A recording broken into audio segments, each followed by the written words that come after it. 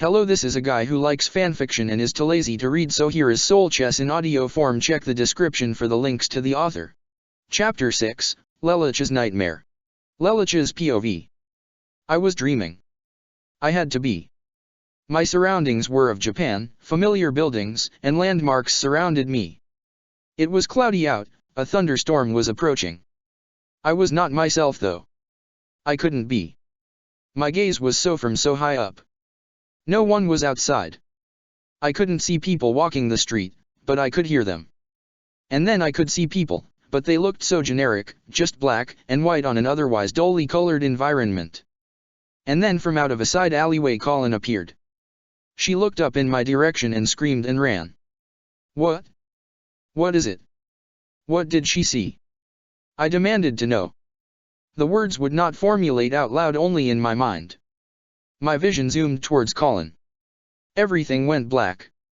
When I could see, my vision was hazy, but I could see Colin on the ground, pinned to the ground by an invisible force. What made this so frightening is that I couldn't see what was attacking her. Why couldn't I do anything? This was my dream, so why wasn't I in it? An ever-familiar roar echoed through my dream. It was a Hollow's roar. Colin screamed, but I couldn't hear what she was shouting. I could only assume she was calling for help. No. Get away from her. Get away. I shouted internally at the Hollow. Nothing I did was doing anything. Colin. I bolted upright, panting. The sun was out. I was in my dorm. I had awoken. I put my hand up and covered my eye with my palm. What the hell was that? I wondered aloud. I had no time to think on it. It was a dream. A bad dream. Problem was, I had had this dream twice before, and both times the person in my dream had been generic as well. 3 years have passed since I first came to the Soul Society and by extension the Siratai. Today was the start of my 4th year in the Shino Academy.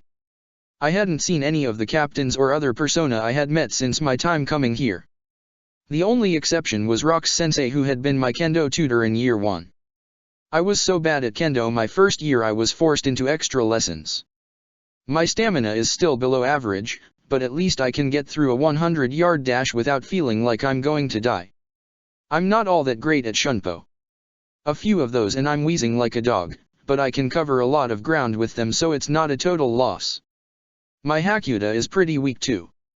I can't straight up punch or kick to save my life, but one aspect of the technique I'm very good at doing is flowing around my opponent like a river around a stone and using their own mass against them. I learned that just this past semester and I'm still trying to get better at it. If that was all I could do, I would have been thrown out of here after my first semester, but I have 2 saving graces. As I predicted on my first day, I am exceptional at Kido. In fact, I'm top of my class in Kido. Currently my best was my ability to use Bakudo 63, Seijo Sabaku, followed up by Heido 11 Tsyuzuri Raiden. It's a very practical combo and I can do it without an incantation, something unheard of for a student to be capable of. Beyond that, I've pretty much learned almost everything there is to know about the Soul Society. I'm like a sponge absorbing the water around it. That is my second saving grace, my intellect. Every test I take comes back with a high mark. On top of my 2 saving graces, my progress with my Zanpakuto is just about normal. I still haven't managed to get a clear entry into my inner world, but my sword has changed significantly when I first received it. The guard is a perfect square with golden plating. The handle is a vibrant red and attached to the hilt is a leaf green metallic ring. I keep to myself most of the time. I've tutored some people in the academic classes at their behest, but other than that I really don't have anyone I care to call a friend, not that I need one anyway. I'm better on my own without someone to worry about or drag me down. It's a little liberating having no worries. I could almost call this life a paradise. The almost came from one particular thing. Despite the liberating feeling of not having to carry the baggage of another person, I kept having a longing feeling eat away at me. I had turned the world I left behind into a paradise, but for one person I know that paradise was missing something, and she knew that something was me, just as this paradise is missing her. I got dressed, walked over to the door, slid it open and looked up at the shining sun. I finally gave you the world I always wanted to give you, I said solemnly, but to do so that world must exist without me. I closed my eyes and headed to class. 2 years and 10 months later. I was having that awful dream again for the 8th time. The one where there's a hollow attacking Colin and there's nothing I can do. She can't see the hollow. She's screaming out in pain. It's going to eat her, and for some reason I'm unable to get myself to do anything to help her. There's one possibility, but I refuse to accept that the hollow in this dream is me. For the first time since I've had this recurring nightmare, blood sprays, but not from Colin's body. The hollow's arm is cut off and she is rescued. A Soul Reaper rescues her, but disappears before I'm able to properly identify the person. And the next thing I know, there's a sword being swung right in my face. Ah! I bolt awake, with a short scream. I look around. It's still dark out. There are still several hours I graduate from the academy and find out my potential assignments. If I don't like what I see, or if no squad will take me, I can join a reconnaissance division until my skills improve. Of course, graduation was not what was on my mind right now. I hate that dream, I growled, grabbing my hair. After the 6th time I had that dream, which was about a year and a half ago, I saw a school psychologist about it. None of his interpretations make sense though. To start off, I do not have unresolved sexual tension towards Colin. There was none there to begin with. Secondly, I do not feel like I failed her either. I gave Colin, Nunnally, and everyone else a paradise at the cost of my own life. And what makes even less sense is this being a repressed memory. I think I would remember being frozen in place watching Colin struggle against, what would have appeared to both of us at that time, an invisible force. I figured I would have to get used to having it until I could figure out for myself what it meant. I decided 6 months ago that when I finally met my Zanpakuto that I would ask him, her, it, whatever what my dream meant. Zanpakuto spirits are a part of us. They could be the parts we wish to deny, the parts we revere, the parts we have not yet become, but will become, or they could be the opposite representation of us. What we could have become had we acted differently. It also is stated that such things influence a Zanpakuto's appearance. If that's the case, and my Zanpakuto turns out to be a representation of my opposite self and resembles Suzaku in any way, after my first meeting I will run myself through. I refuse to accept that I could have been naive as him had things gone differently for me. Suzaku was naive and foolish. No one survives through the world by being idealistic. I learned that lesson the moment I was cast out from the Empire. No, maybe even before that I was already a tainted child. I sighed, tired of thinking about such things, and turned over and went to sleep. I awoke a few hours later and walked to the graduation ceremony, taking my seat in between a girl by the name of Lanska, Sakura, and a guy by the name of Kyuzuma, Akase. The captain overseeing this year's graduation was the captain of Squad 6, Kuka Kijinrei. He was an elderly man with a bushy mustache and shoulder-length white hair. I sat in my seat waiting patiently, calling out each student by full name along with the captain, having memorized each student's name and at least one thing about them, much like I had done at Ashford, and clapped as they received their official Soul Reaper uniform, which appeared to be a substitute for your typical graduation diploma.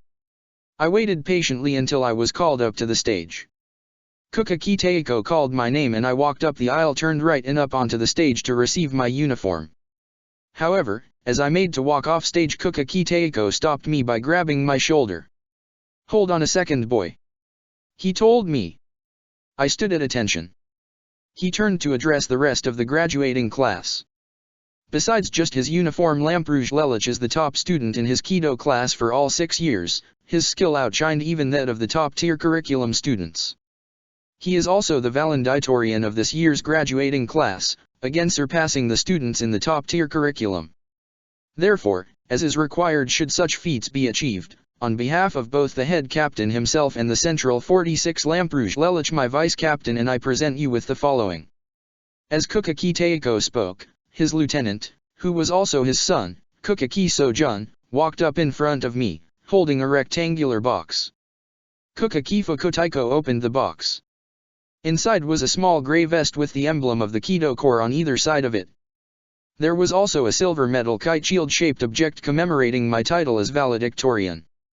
For your academic achievements we grant you this plaque, crafted in silver and engraved in your honor. We also present this vest, commemorating your achievements in Kido.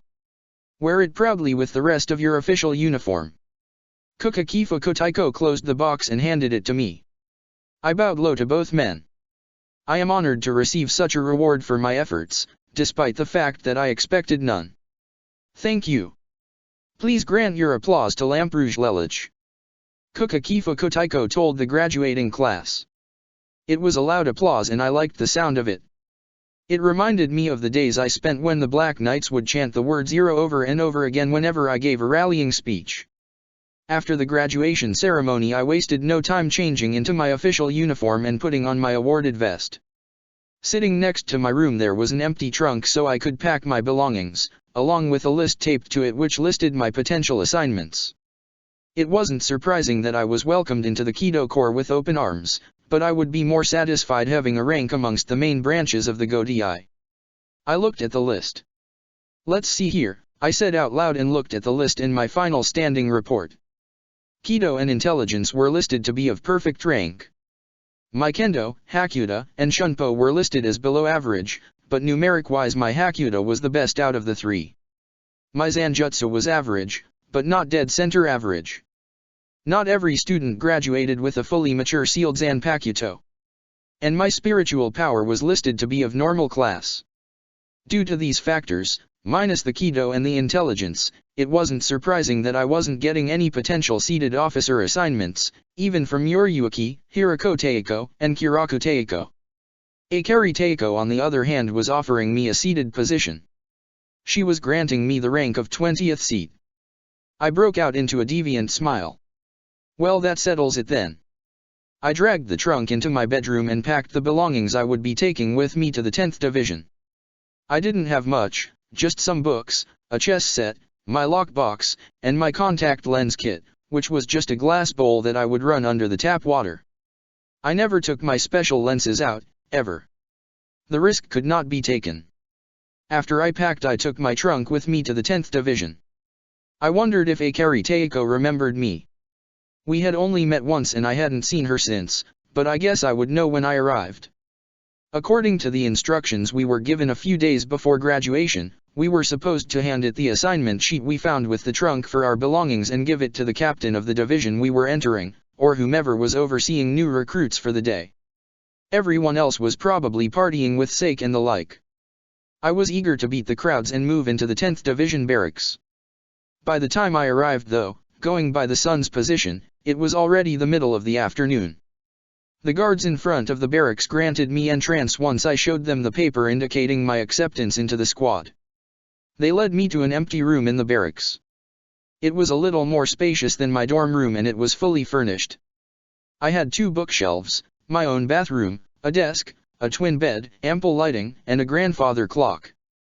I went through my desk drawers and found that I already had been given a few things courtesy of the captain, including a roster sheet of all the seated officers in the squad, a list of my responsibilities, a subscription to the 9th Division's Siratai communication headed by Vice Captain Kuna Mashiro, the most recent edition of which was in one of the drawers, a map of the division and also a freshly baked obligatory pastry. It was an apple Danish. I ate the treat, licked my fingers of the excess sugar, washed my hands, set up my new living quarters the way I wanted it, and then headed off for the captain's office. The door was wide open. Akari Teiko hadn't changed a bit since I last saw her. She was sitting at her desk and seemed to be focused on her paperwork, so I knocked on the side of the wall rather than just barging in. "If the door is open, you're allowed in," she said. I walked in and stood in front of her desk. "Akari Teiko. I don't know if you remember me. I'm Lampuj Lelich, we met about 6 years ago." Akari Teiko lifted her head up and looked at me. She smiled. "Of course I remember you, Lelich." She was ecstatic to see me. "Why else do you think I gave you a seated officer's position? I'm very glad you decided to become part of my division. Do you think you can handle the responsibility, the authority, and the ability needed to be a seated officer?" "Hi, Akari Teiko." I saluted. "Glad to hear it," she said and then shouted, "Yuna. Lelich is here." She looked back at me. "You remember Yuna, right?" "Of course I remember Homura Fukotaiko," I said. "You remember me?" I looked to see Homura Fukutaiko standing in the doorway. Oh. Yuna. Good, you heard me. Akari Teiko gestured to me. Do you remember Lamperouge Lelich? You met him 6 years ago on the day of his entrance exam. I don't really, I am sorry Lelich-san. She responded. She covered her mouth with her sleeve. I see that shy side of hers hasn't changed. I observed. It's okay if you don't. We only met once. I think the meeting meant more to Akari Teiko than it did to you. I told Homura Fukutaiko. Yuna, don't lie. Akari Teiko sighed. You were the one who came back to the barracks and gave me a whole speech about how I should have recruited Lelich right then and there. Homura Fukutaiko's response was a lot less reserved than all of her previous statements had been in the brief time I had known her. But, I'm still not used to him, yet. Okay, but don't tell him you don't remember him. You'll hurt his feelings. Akari Teiko told Homura Fukutaiko. She lied? I didn't even notice. Anyway, you might as well get used to him while you have the time. Mind showing Lelich around the division. But Teiko, shouldn't we wait until all the recruits are gathered together? She asked her captain. It'll be a few more hours before the others quit their drunken partying. Akari Teiko shrugged us off. Besides, Lelich is the only one I offered a seated officer's position to. It should be his privilege to get to see the place. All right then. Follow me, Lelich. Homura Fukutaiko led me away. So how long until you decide you're going to warm up to me? I teased. I would appreciate it if you didn't look directly at my eyes, Lelich. Homura Fukutaiko turned her head. That doesn't answer my question. I said. Turn your head away from me, then I'll answer. She stated.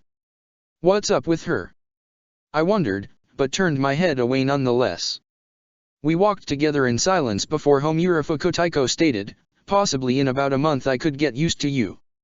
That doesn't sound too bad. I turned my head back around, noticing that Homura Fukutaiko was looking away from me with her sleeve up against her mouth. What do you act like once you get used to me? I wanted to know. Homura Fukutaiko didn't answer me. She led me towards a door and pushed it open, revealing an onsen. This is the squad's personal onsen. She shut the door. There is a schedule posted here for male, female, and co-ed use. There are rules to using the onsen in the division handbook, which you'll get when the other recruits arrive later this evening. Do any of the other squads have onsens? I asked. Squads 6, 13, 3, and 9 also have them, but ours is the most impressive and the cleanest. It was easy to see Homura Fukutaiko's pride in our squad. She showed me a couple of other places, like the dining hall, the common rooms, the squad-specific lounges, the collective division officer meeting room, and lastly the training grounds. After the tour, Homura Fukutaiko escorted me back to my room and told me that she and Akari Teiko would expect me at the welcome ceremony out in the lobby in front of the main hall in a couple of hours. Before she left, I said, "You lied again, didn't you?" Huh? She was confused. "You're used to me now, aren't you?" I asked her. "That's not true," she said. As I could have expected, she put her sleeve by her mouth. "You know you have tell whenever you lie," I pointed out to her. "I what?" She was confused. "I mean, you always cover your mouth with your sleeve after you lie. Or don't you notice it?" I asked. It's a nervous habit," she answered honestly. "Well, so you're used to me. Now what?" I asked, folding my arms. "Our relationship is still professional, Lelich," Homura Fukutaiko said articulately. "Don't get any funny ideas." Akari Teiko's comment got to you, didn't it? I asked. Homura Fukutaiko averted my gaze. "Don't worry, when I was alive, during my high school days, the entire female student body was infatuated with me." She still refused to look at me. But. What? What is it?" I asked. She shook her head and backed away. "It's nothing. I need to go talk to Mari-sama, I mean Teiko." There was an awkward pause. "Pardon me." Homura Fukutaiko left with the use of shunpo. "Minus the infatuation part on me, where have I seen this before?" I asked myself. It took me a short while before I came up with the answer. Oh right, so iPhone. Later that evening. The welcome ceremony wasn't that big of a deal. Of the members of my graduating class, only 112 individuals, not including myself, were recruited into the 10th Division. I was surprised though when Akari Teiko made the announcement that I was now the direct superior of the new recruits. There were 7 other 20th seats in the division and over 1,000 unseated members, and I was the direct superior of these specific 112 individuals. Thankfully, according to the division handbook, that didn't make me responsible for them as well. According to the handbook though, as a seated officer I was allowed to freely wander about the division, but as a rank below 15 I required permission or an escort from a 10th seat or higher. I mingled with the other seats during the party after the welcome ceremony. Now that I was officially part of a division, I decided it was best to have a few higher-ups to have good relations with in case of trouble, or if I wanted a higher position. I couldn't always rely on Homura Fukutaiko and Akari Teiko, besides the fact that there was a large difference in rank between us, and so it would appear strange if I kept reporting to them all the time. If they were the only ones defending me in the case of an incident, it would look like they were playing favorites. I couldn't squander their reputation for my own sake. Maybe before, but not anymore. Besides Akari Teiko and Homura Fukutaiko, I also was now acquainted with the following officers. 19th Seat Vera. She was my direct superior. If I had to describe her in one word, goth. The woman had dark crimson hair, borderlining auburn. She had dark eyeshadow, lipstick the color of her hair, and a very pale complexion. She didn't say much when I tried to speak with her, but she did get that I was trying to talk to her. Homura Fukutaiko had to point out to me that Vera Senpai never spoke to anyone. In fact, when she joined the Godi 13, that was all she wrote down as her name. When asked for a surname, she just shrugged. I found her quite the enigma, and also cursed my fate for being required to have a direct superior like her. 18th Seat Targus Jared. He was the file keeper to the financial cluster of the division. He had purplish blue hair styled in a way that made it look like he just rolled out of bed, and it also covered his left eye. He knew Akari Teiko from when she used to teach at the academy. He said he just wound up following her here. He had been in his same position for about 2 decades. He had a positive attitude. The guy kind of reminded me of Rivalts in a way.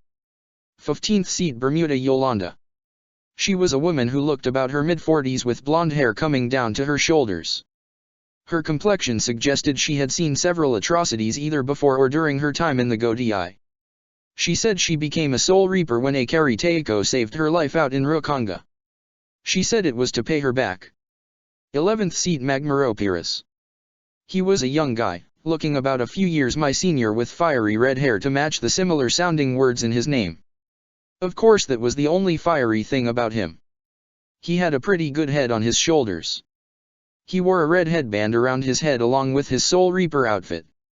He knew the captain, but not as well as Targus or Bermuda Senpai. Akira Teiko had been at both his entrance and his graduation exam. Beyond that, he had spent some time in the 5th Division before being transferred here. He was also the lowest ranked officer I had acquainted myself with that could use Shikai. 9th Seat Ricard Jowlin. He was a short kid with blue hair tied into a ponytail. He looked no older than 12 and apparently had great expertise in Shunpo. Also, his Zanpakuto had manifested as a Waikaizushi. On top of that, he kept it at his right side, indicating he wielded it with his left hand. He was a smart-mouthed little upstart too, insulted me 3 times just because he could and told me that he'd report me if I retaliated. Still, he didn't seem too bad. Akari Teiko said she found the kid stealing purses in the 78th Rokanga sector and he forced her to use Shunpo in order to catch him. He was so elusive. 6th Seat Kurosaki Ishine. Kurosaki Senpai was a young guy. He looked about Schneeisel's age, that could be serious one minute and a total dingbat the next. He bragged himself as a ladies' man, but when he tried to hit on Homura Fukutaiko, she splashed punch in his face. The guy was so much like Tamaki it hurt to think about it. It could have been worse though, at least he didn't overdo it on the sake. I asked Akari Teiko why she let him have such a high position. She told me that he only acted like a dingbat at social gatherings and the like. When work time came around, the man was more focused than Kukaki Teiko. I found that hard to believe, but I figured I'd see such things for myself eventually. 4th seat Aloman Shisato. Aloman Senpai was the most well-endowed woman I had met thus far in my time in the Siratai. If Millie were here she'd be demanding a comparison contest. To make matters worse, Aloman Senpai was just as friendly, had the same hair color and probably wouldn't think twice of playing a practical joke or two on me. Between her and Targus Senpai it was like I hadn't left home. She did have some differences from Millie though. For one thing, they had different eye colors. Aloman Senpai had red eyes that the color of which wouldn't look out of place on a mysterious creature hiding in a bush in some horror film. Also, she was a little taller, much more slender, and a little bit more aggressive than my old friend. Also, her hair was long and she styled it in a similar manner to Akari Teiko. She was from a noble house underneath famed Shibas. Akari Teiko had met her during a banquet at the Shiba Manor when she was invited there by Yukatake Teiko, who was invited by one of his seated officers, and next in line for the Shiba household, Shiba Kyan. At the end of the banquet, Akari Fukuteiko said she had noticed my mingling with the others, said that she hoped I'd turn her and the others I had known into my nakama. She said she wanted her squad to feel like home, despite her rigorous training. I thanked her and told her I would show her that her faith in me was not misplaced. As I thought about the banquet, I lay down in my bed, closed my eyes and went to sleep. Lelich's dream. That awful dream again, the one where there's a hollow about to attack Colin and I can't do anything. I got right up to where that Soul Reaper attacks the hollow with a two-handed vertical slash before waking up with a jolt. Damn it. That's 2 nights in a row. I growled. I waltzed outside to get some fresh air. It was still the middle of the night. As I looked up at the stars, I heard someone call out to me. Couldn't sleep, Lelich. I turned around to Kurosaka Senpai sitting on a nearby ledge with his legs folded, Zanpakuto in his lap, handle resting against his shoulder. No, just a nightmare. I answered. A recurring one.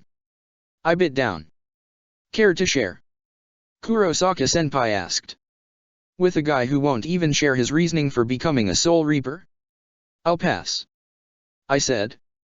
He jumped down from his perch and walked up next to me. What's the point of telling you where I came from? He asked. Once you become a Soul Reaper, your Rukongo life is forfeit. I mean, I don't even know Akari Teiko as well as some of the other recruits. Yet a lot of them seem to respect and revere her. I said. Well, she's a prodigy. For some reason our division always seems to get them. On top of that, she's one of the most prominent fighters of the Godai. Very few of the other captains can outmatch her strength, speed, and endurance. And those who can find themselves hard-pressed to compete in the other 2 aspects. Kurosaka Senpai explained to me. Not to mention she's got quite the physical assets, if you know what I mean. She's not my type. I responded. Not your type? What's not to like? She's gorgeous. Kurosaka Senpai exasperated. If you love her so much, then marry her. I told him. He laughed. Good one. She's hot and all, but for some reason I don't think she's our type, if you understand my point. Wait, so she's... That's the rumor anyway. Kurosaka Senpai stated. So it's never been confirmed then? I questioned. Well, the rumor only spread because she and Homura Fukuteiko are really attached to one another. Kurosaka Senpai stated. How odd. I said. What? What's odd? Kurosaka Senpai asked. Akari Teiko complimented me on my appearance, and I'm more than certain that Homura Fukuteiko is infatuated with me. I told him. That's some claim. Kurosaka Senpai stated. You're talking to a person who had his entire female student body throwing themselves at me while he was alive. I stated. Lucky.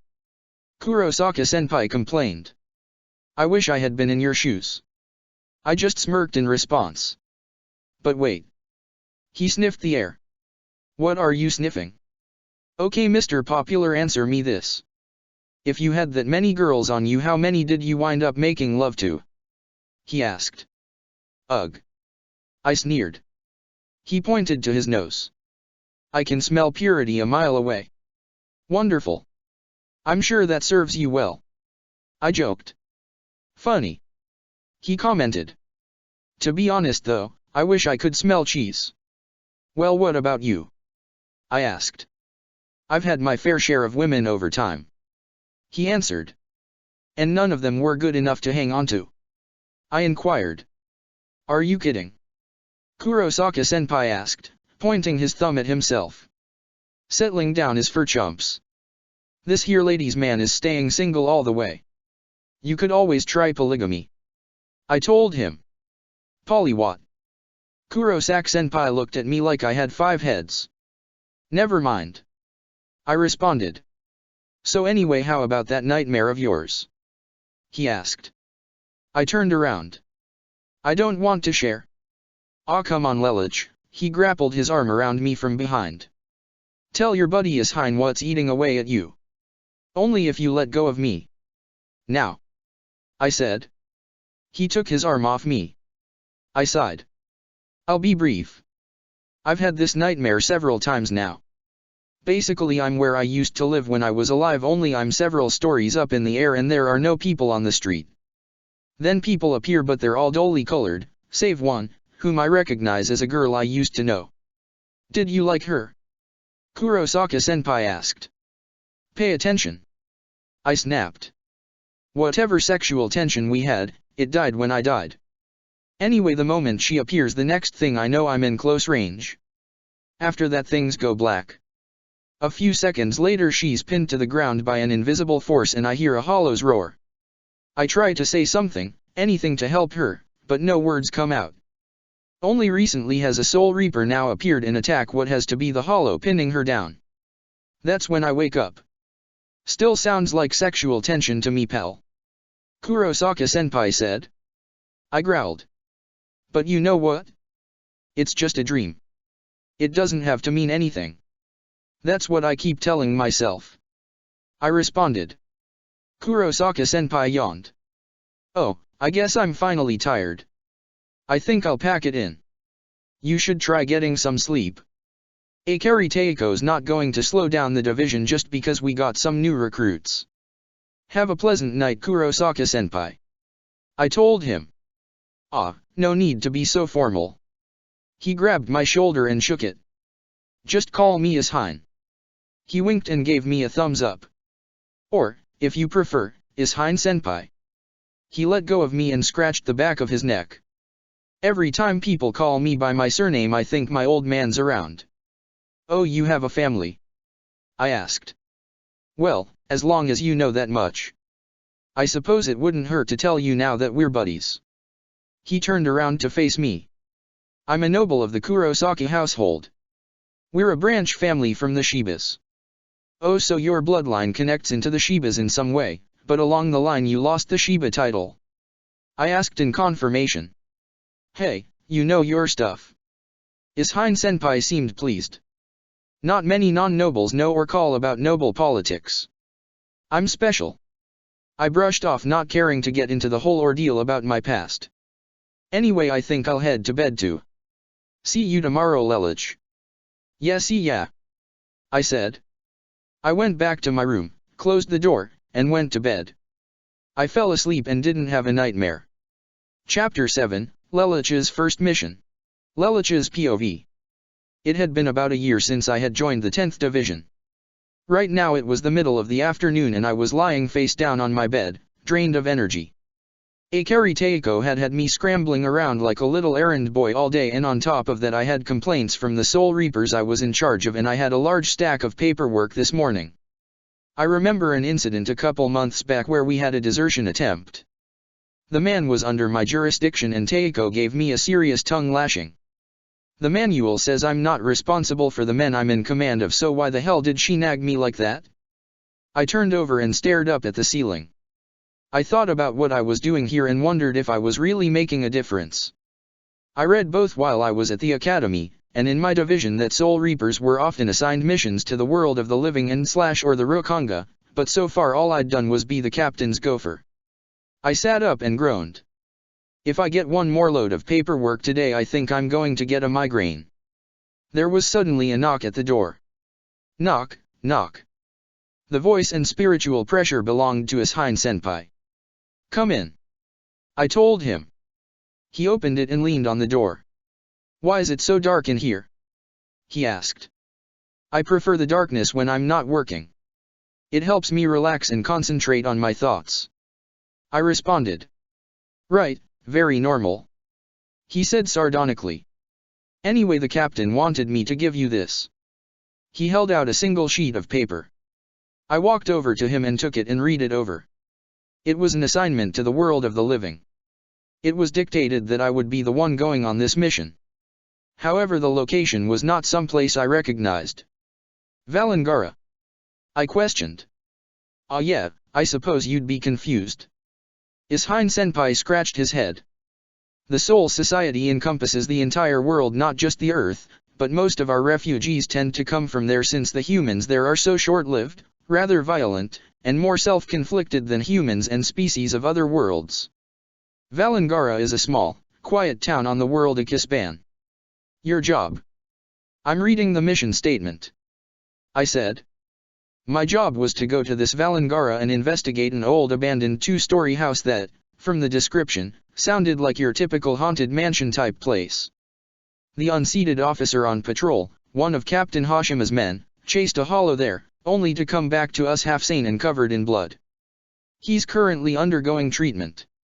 Rather than sending one of his own men, Captain Hashima enlisted the help of our squad. The carbon copy of the letter addressed to Akari Teiko was evidence that he chose our division because the seated officers are a close-knit group. I finished reading and put the mission statement on my desk in order to sign off on it. I'd finally get a chance to do something, and reconnaissance was my forte more so than fighting.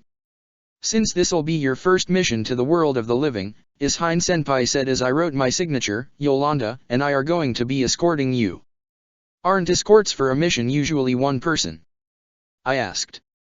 "Well, you're a 20th seat and well, we're concerned about you, and..." Ishine Senpai was lying through his teeth. I changed my tone to reflect my ire.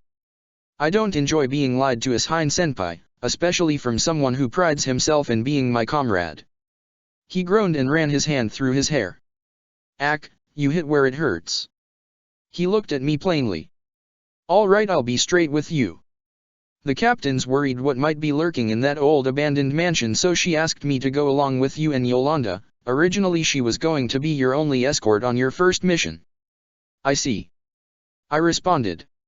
"So what say we go check this place out, huh?" he asked. "All right then.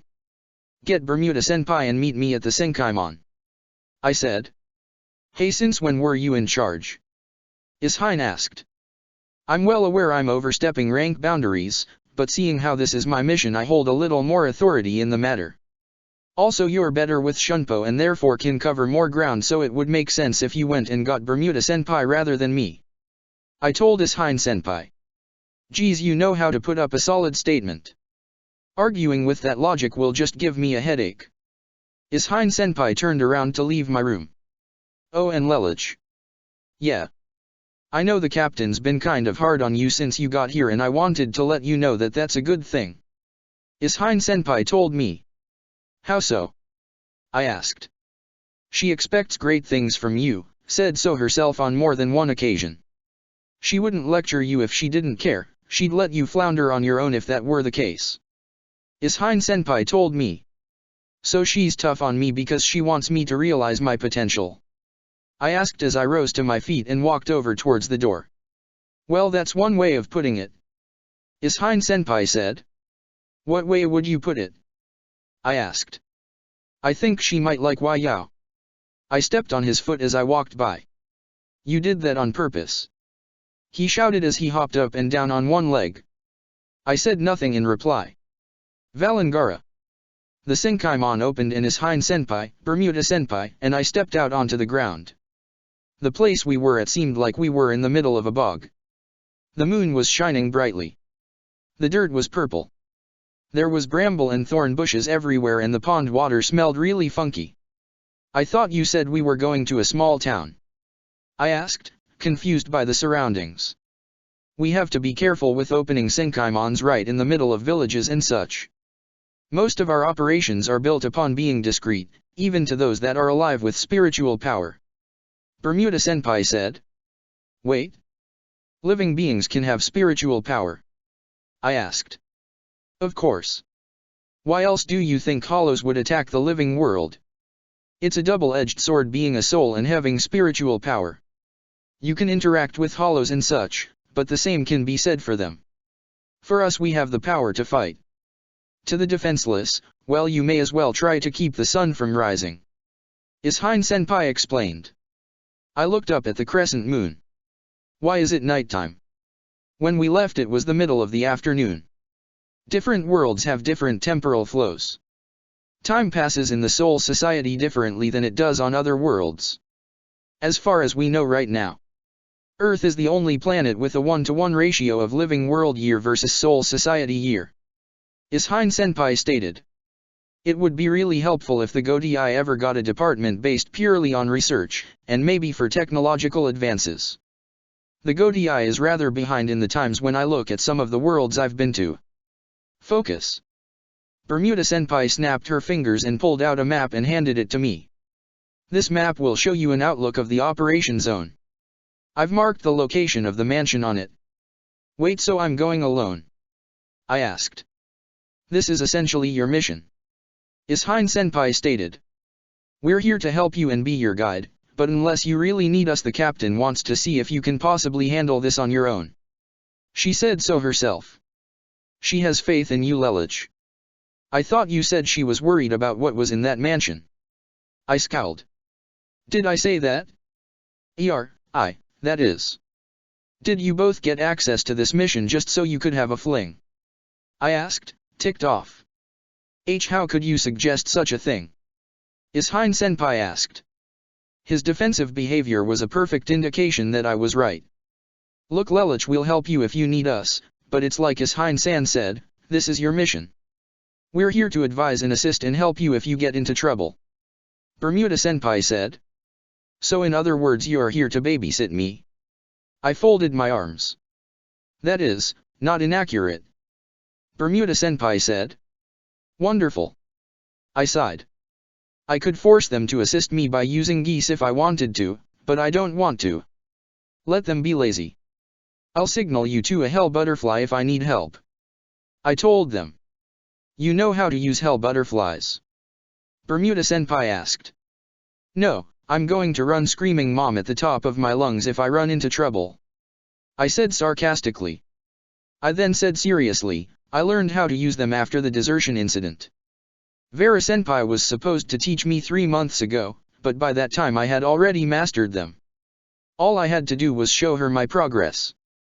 But how did you get a partner? The whole point of learning hell butterflies with a superior is to be taught it by someone that knows you're doing it right. Bermuda Senpai stated. I used my authority over one of the remaining 111 officers under my jurisdiction to get him to cooperate.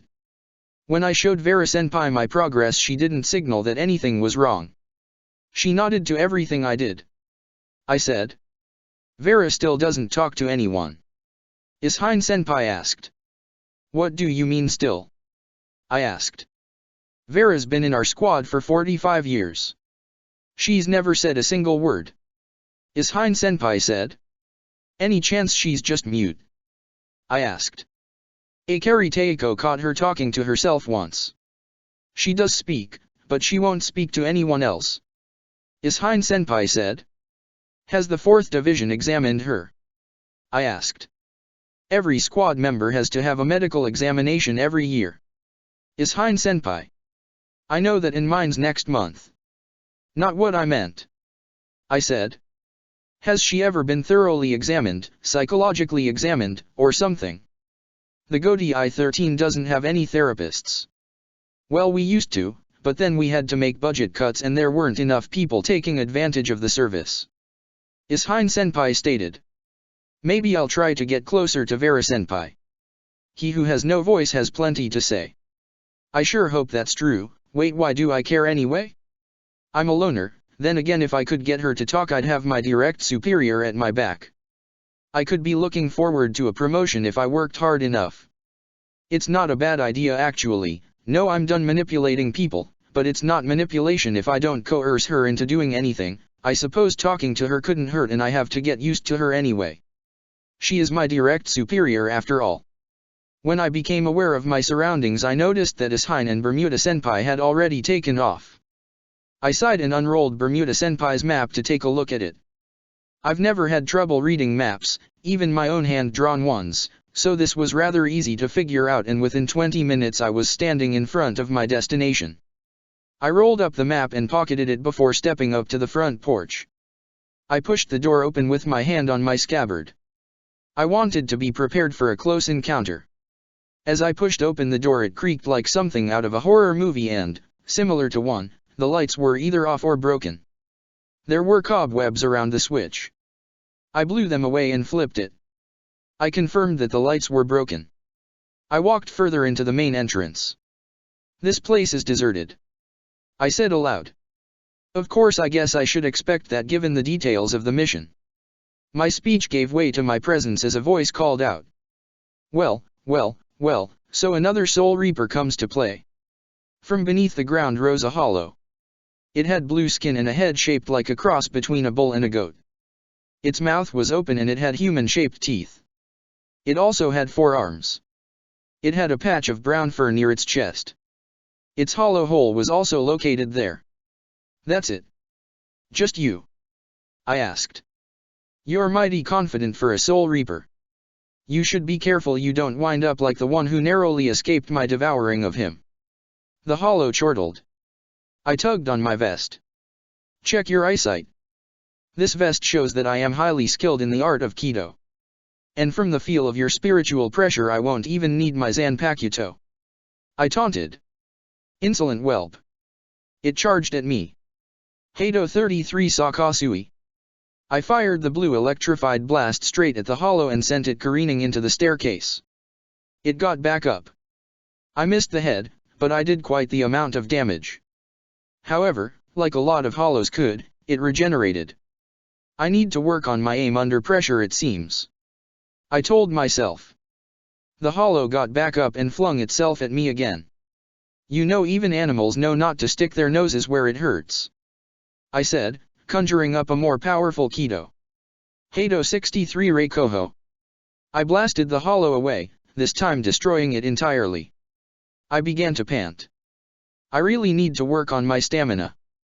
I decided I'd take a look around the mansion, maybe see if I could find anything of interest in this place, or maybe there was more than one hollow haunting this house. The house was really old and decrepit.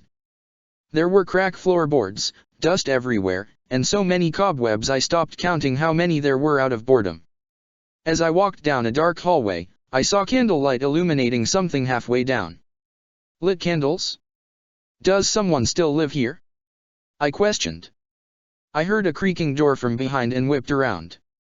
Hands where I can see them, I shouted, only to remember that I was a Soul Reaper and therefore invisible to normal people, but to my surprise the door opened and a plus appeared from behind it.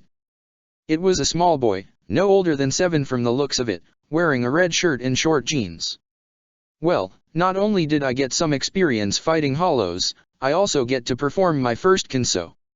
Not bad. I put on a friendly expression. Sorry if I scared you, I told him. I'm new to being a Soul Reaper. I walked towards him and he backed away. Hey, it's okay. I'm not going to hurt you. I'll perform a Kinso on you though. I recalled that some pluses were resistant to go to the Soul Society and required special needs and a friendly approach or they would turn hostile, possibly into hollows. What's your name? The plus asked me. Lamperouge Lelich, I said to him. He laughed. What's so funny? I asked. You have a funny name. He chortled. I scowled and gave an unamused look. Look, any last requests, kid, or am I performing a Kinso? I asked. He stopped laughing and then stared at the floor. I've been here for 7 years, he said. Lots of people in black outfits like you come here, but they always get eaten by the scary thing that plays hide and seek with me. If you're talking about the hollow, I already took care of him, I said. I know what hollows are, he said. There's another thing that lives here. It's what killed my family and me. I kept telling my parents when I was 5 that a monster lived in our house, but they wouldn't believe me. So there is something else here after all. I'd best contact Ishine and Bermuda Senpai. I focused my energy to create a hell butterfly and sent it off to go after my superiors. Do you know where the scary thing is? I asked the plus. It's in my room. It lives in my closet. He said. Take me to it.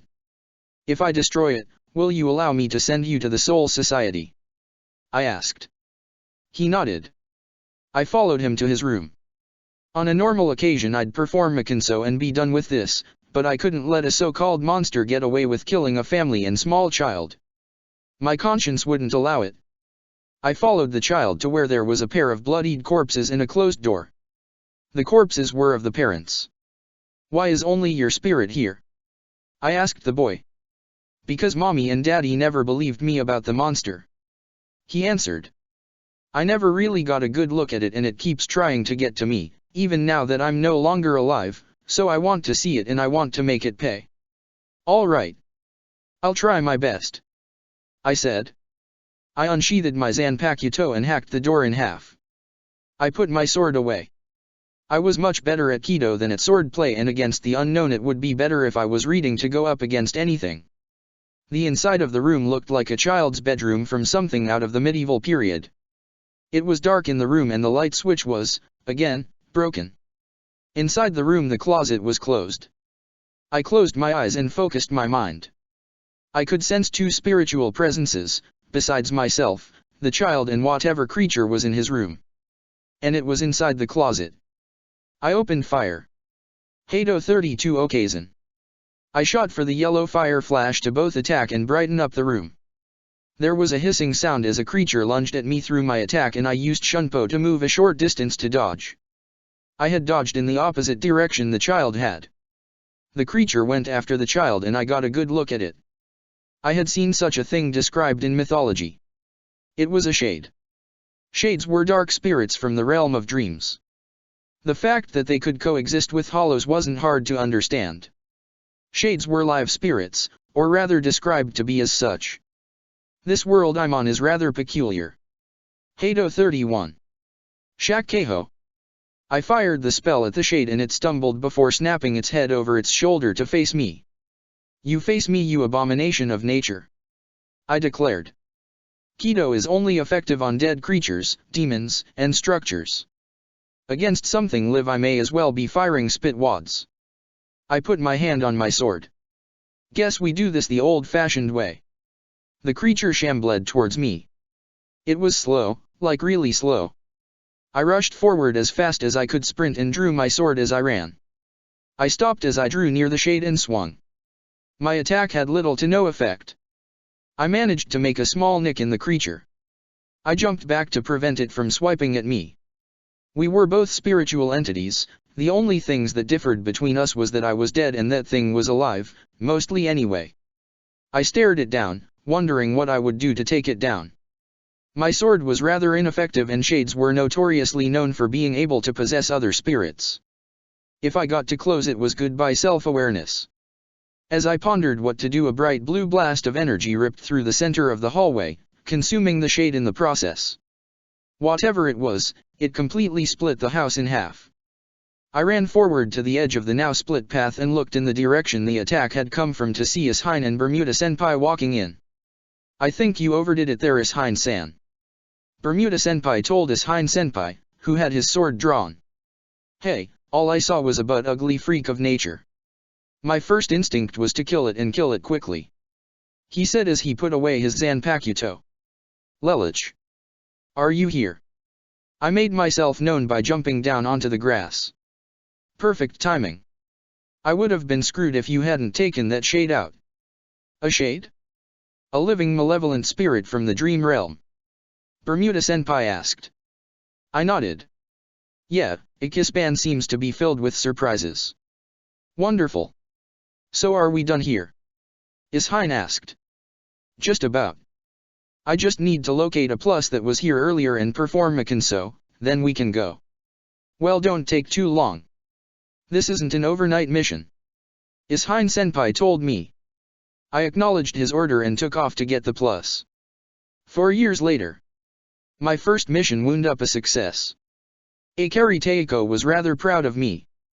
Since then I've been on a few more missions, some of which were out to Rukanga. I still haven't made any headway with my Zanpakuto. All I get are memories of my past followed by that god-awful nightmare within a few days, so I've ceased trying in the past 2 years. I'm not in any rush really. I was currently coming back from a mission out to Rukanga. Targus, Aloman, Ricard, and Vera Senpai were with me. We had been asked by Akari Teiko to take out a band of hollows that had been destroying village after village.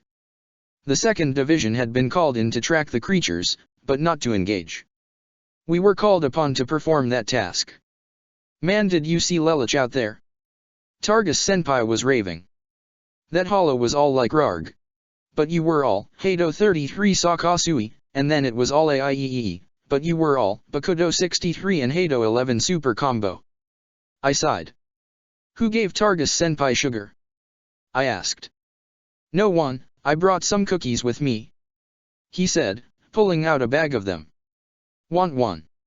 No, thank you. I responded. Ah well, your loss. He grabbed a cookie out of the bag and munched on it. Akari Teiko will be happy we got rid of that band of hollows. Aloman Senpai said. Akari Teiko always loves good news. I told her with a kind tone. Vera Senpai nodded. After my mission I tried to get Vera Senpai to talk on several occasions, but I wound up giving up in frustration. However, I have come to understand her a little better. She doesn't need to say anything for me to get what the message she wants to convey. She communicates in her own way and I've grown to be able to understand it somewhat. The other squad members think I'm crazy, but I think I've gotten a good foothold on what she's all about. If only she'd say something I could learn more. As my group got back to the gate, Magmuro Senpai, Bermuda Senpai, Ishine Senpai and Homura Fukutaiko were waiting for us there. Ah, Fukutaiko, what are you doing here? Aloman Senpai asked. The Godei just received word of a rather large hollow force mobilizing along the borders of South and West Rukanga 54. Since our squad already had a team out in the field, Akari Teiko wanted to send out a few more to take care of it. She sent me to lead. The force is big, but it's nothing to force her out onto the field, so I'm in charge. Got it? Homura Fukutaiko asked. Yes ma'am. I said. You got it, Fukutaiko. Aloman Senpai winked. Vera Senpai nodded in understanding. Right then, Homura Fukutaiko moved to the back of my group, which turned into the front of our joined group. Let's move out, troops. To be continued. Chapter 8, Lelich's Awakening Part 1. Lelich's POV. Together, with Homura Fukutaiko at the lead, we dashed towards the swarm of hollows that had gathered in large numbers along the southwestern Rukanga borders. As we ran I could feel that I was starting to hold everyone up. Even with 10 years of training I was still comparably slow to other officers, and using Shunpo repeatedly would only tire me out by the time we got on site. I stopped and the others got a few feet ahead of me before doing the same. Lelich, what's the hold up? Homura Fukutaiko asked, turning around, having noticed that I had stopped. I'm starting to wear down. I wheezed. You guys go on ahead. I'll catch up on my own. Nonsense. The next thing I knew, Aloman Senpai grabbed me by the arms and threw me over her back. There was only one problem. I was just as tall as she was. Lelich, put your legs around my waist and grab hold with your arms. She instructed. The leg part wasn't an issue, but in the interest of not getting judo thrown over Aloman Senpai's shoulder I wrapped my arms loosely around her neck and gripped my left wrist with my right hand. I heard her mutter something under her breath. Something wrong? I asked. It's nothing. She said. If you're done collecting cargo, Shisato, can we go? Homura Fukutaiko asked. Yes. Let's get going. Our group continued off once more. Now that I wasn't dragging everyone down with my stamina issues, the others could use Shunpo and not leave me behind.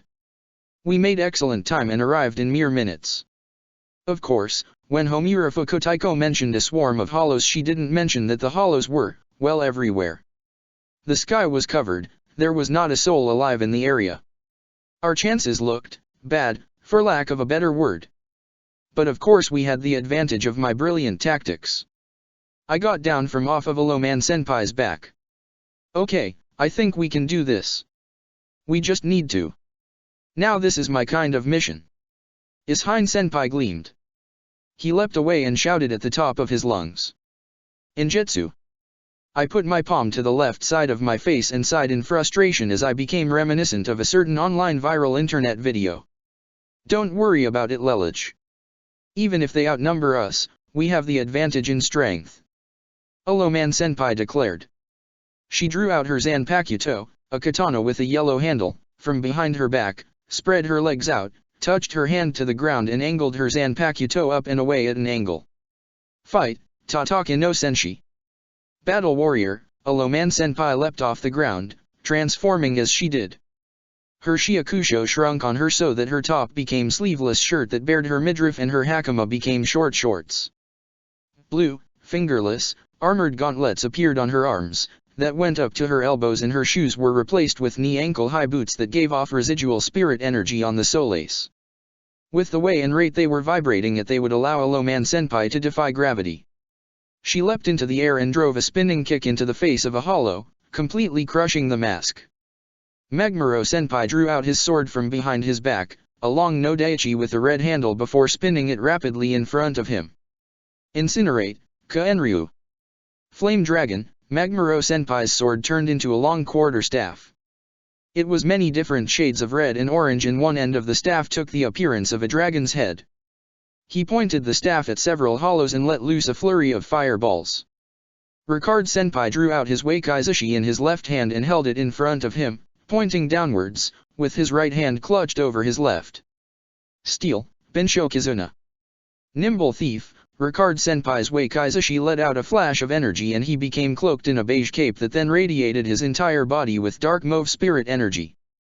He then sprinted faster than I could blink, and within a matter of seconds several hollows were gone and Ricard Senpai was twirling his Wakaizushi in his hand nonchalantly before taking off again.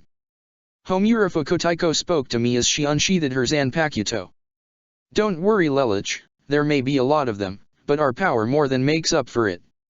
She swung her sword feebly to either side. Motivate, Yogo Kaikai. Championed vigilance, Homura Kotaiko drove her sword deep into the ground only for it to sprout to the size of a two-handed sword. The handle and hilt turned black, with spikes protruding from the hilt. The blade was symmetrically shaped and bladed on either side. The flat end of the blade was painted black with red runes, spelling out the Zanpakuto's name, running up along the length. Homura Kotaiko pulled up once with her blade and a row of stalagmites rose out of the ground. She used those as footing as she jumped from tip to tip and got into the air before hacking down hollows, sometimes swinging her sword and cutting down a hollow at least 3 yards away. So that's Homura Kotaiko's legendary Yogo Kaikai. Bermuda Senpai admired. You've heard about it? I asked. Her Zanpakuto is very versatile. It allows her to use the most dominant naturally occurring element around her as a weapon. On the ground a normal meadow could suddenly give rise to large stalagmites as you see here, and in the air the wind becomes gathered in her swings and becomes a lethal accomplice to her swings. And around a body of water. I get it, I said. I can figure out the rest on my own. Look, we shouldn't be standing around here doing nothing. We may not have Shikai, but we can still help the others. Agreed. Bermuda Senpai took off. I'm going to keep track of how many hollows I kill. If I win, you buy my dinner. Targus Senpai said before rushing off. Vera Senpai looked at me silently. What? Worried about me? I asked. Don't be. I looked up at sky and the battle going on in the air. With the exception of my first mission when Hein Senpai assisted me a great deal with his Zanpakuto, Injutsu's signature move, the Getsuga Tensho, I didn't think all Zanpakuto were as amazing as they were. I thought reports were over-exaggerated to the destructive force these things could carry. I said, looking at my sword, and then looked back at the battle. I'll assist Magmaro Senpai with his anti-air effort. Vera Senpai simply nodded and took off. I jogged up next to Magmaro Senpai. I'm offering my assistance. Good, aim your Kido at the right side of the aerial battle. Try to keep your shots fixated on the hollows attacking the others before you go after any of the other hollows. Magmaro Senpai instructed. Got it. I nodded. I aimed up at the sky. Yeah, Lord. Mask of blood and flesh, all creation, flutter of wings, yeah, who bears the name of man. Inferno and pandemonium, the sea barrier surges, march on to the south. Hado 31, Shakkeho. I fired the red blast of fire and continued to do so in rapid succession. I was well versed in Kido enough that with using just the one incantation I could keep the chance effects sustained for a brief duration before the blasts would drop to their regular power. Meguro Senpai and I worked together to assist the others in the air, but at no point did I feel like the tide was turning. There were way too many hollows, no matter how strong we were, for every hollow we destroyed 4 more would replace it. All of a sudden though, after a long time of fighting hollows, so much that I had switched to using Sakasui rather than Shakkeho, the hollows began to retreat. Why are they retreating? Meguro Senpai asked. I can think of several reasons. None of them good, I said. My statement was followed by a loud, piercing roar from behind me. Yeah, that would be one of the reasons. Lelich, Meguro Senpai shook my shoulder, you might want to turn around. There's a Jillian behind us, isn't there? I asked. You're not scared of it? Meguro Senpai asked. Why should I asked. 1 Jillian is no problem and the rest of the hollows have retreated. Between us Hein Senpai, Aloman Senpai, and Homura Fukotaiko that skyscraper-sized hollow won't put up much of a fight. I felt the Minos spiritual pressure die away as a large blast of bright blue energy barreled alongside Meguro Senpai and me. See what I mean? No sooner had I said that did I pick up the sensation of several more Garganta opening, all of them contained Minos-class spiritual pressure. I looked around as 7 Jillians emerged from the area. All of the others converged on mine and Meguro Senpai's location. Anyone got a plan? Is Hein Senpai asked. Why are you asking about a plan? You blew up the last one. Bermuda Senpai told him. He rubbed the back of his head. Yeah, funny thing about the Getsuga Tensho, it fires all of my potential spirit energy in one blast. It'll be a few minutes before I can charge it up like that again. We'll be dead in a few minutes. Targus Senpai freaked out. What do we do? The most important thing we can do is not panic. Aloman Senpai stated. Fukotaiko, don't you have some sort of plan? Ricard Senpai asked. Come on, you're the leader here. Shut up. She shouted. Let me think. Don't bother. I said punctually. What did you just say? Homura Fukotaiko snapped. I said don't bother straining your brain to come up with a plan. I told her. How dare you talk to me like that? Homura Fukotaiko shouted. I am the commanding officer here. Show me some respect, Lelich. If you would stop shouting, you would realize I'm telling you not to bother because I've already come up with a plan. I said. You what? Homura Fukotaiko was confused. I said I have a plan. All you need to do is give me the order to take command of the mission and I can ensure that we all make it out of this alive. I said. Don't be so full of yourself. We've only been standing here for a few moments and already you have a plan with how to deal with 7 Minos. Homura Fukotaiko was in disbelief. I want to hear Lelich's plan. A childlike voice said. None of us recognized the voice, but all of us turned to look in the direction we knew it was coming from. Oh my god. Vera spoke. Targus Senpai shouted what was on all of our minds. Well, if Vera's actually voicing her opinions for once, perhaps we should consider Lelich's plan. Meguro Senpai stated. The rest of the officers seemed to be in agreement on this point. Vera's one little action had put the whole group, save Homura Fukotaiko, on my side. She sighed in defeat. All right, let's hear this plan of yours, Lelich. If I like it, I'll give you complete command of the mission. Very well. I said. I focused my mind and summoned 10 hell butterflies, 1 for each person, plus 1 extra. I used it to send a message to the captain. I've sent word to the captain about the situation.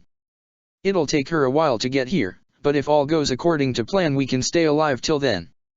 What's the rest of the plan consist of? Homura Fukotaiko asked. Just take the hell butterfly I gave you and listen to my instructions. If you put your trust in me, I can guarantee its success. My plans hardly ever go wrong when I've had all members of my team able to carry out my instructions, I stated. That's a pretty adaptive plan, Ishine Senpai commented. And it served me well every time I used it, I retorted. So do we do this or not? I asked Homura Fukutaiko. She sighed. I hope you know what you're doing, Lelich. She then declared loudly. I, Vice Captain Homura Yuna, hereby authorize 20th Seat, Lamperouge Lelich, to take command of our unit for the remainder of the mission. I was in control. Now things would go exactly as they needed to. I ordered the others to spread out in different directions, the hell butterflies followed them. Homura Fukutaiko, use Yogo Kaikai to create stalagmites south-southwest of your location. Ricard Senpai, use the tips of the stalagmites as push points and get up into the air. You will be right within the Minos range. Take it out. Understood. Both of my comrades acknowledged. I was giving my orders with my eyes closed so that I could sense everyone, including the Minos. When I was certain that the first Minos had been destroyed, I moved on to the second one. Oloman Senpai, grab Ricard Senpai and give him a momentous throw past my location. Ricard Senpai, you'll be on a crash course with the Minos at Bermuda Senpai's location. Bermuda Senpai, when you see Ricard Senpai, use Hado 1 to give him a boost in altitude, it should give him the momentum he needs to cut down the Minos near you. Homura Fukutaiko, use your own stalagmites to get into the air and use the wind to cut down the Minos north of your location. I ordered. Hi. Everyone involved acknowledged. Phase 2 was complete and we were down 3 Minos. I can't believe it. This is actually working. Homura Fukutaiko was ecstatic. Lelich, you're a genius. Don't get complacent now, I said, we still have work to do. Magmaro Senpai, use your Zanpakuto to unleash a jet stream of flame at the base of the Jillian nearest you. It'll get angry and attempt to fire a Zero. Oloman Senpai, you're going to make a beeline for that Minos and attack it so that the Zero fires off target into another Jillian. Both of you can then proceed to finish off your current target. On my way, Lelich. Oloman Senpai declared. I will do what must be done. Magmaro Senpai answered. Phase 3 went off without a charm. There were only 2 Minos left. Targus Senpai, I need you and Vera Senpai to act as a decoy so that the Minos will pay attention to you. As it walks forward, Ishine Senpai, you will use Bakudo 63 as a tripwire to cause the Minos to crash to the ground. If its mask doesn't break from the impact, it will be up to you and Vera Senpai to finish it off. Targus Senpai. You got it. Targus Senpai responded. No problem. Ishine Senpai said. When the 6th Minos fell, Homura Fukutaiko declared. Great job, Lelich. So who gets the last Minos? She asked. I opened my eyes. Well, when we started this little charade, all the Minos were attempting to converge on our location. We eliminated 6 in that time, and so the last one should still be on its way here. What does that mean? She asked.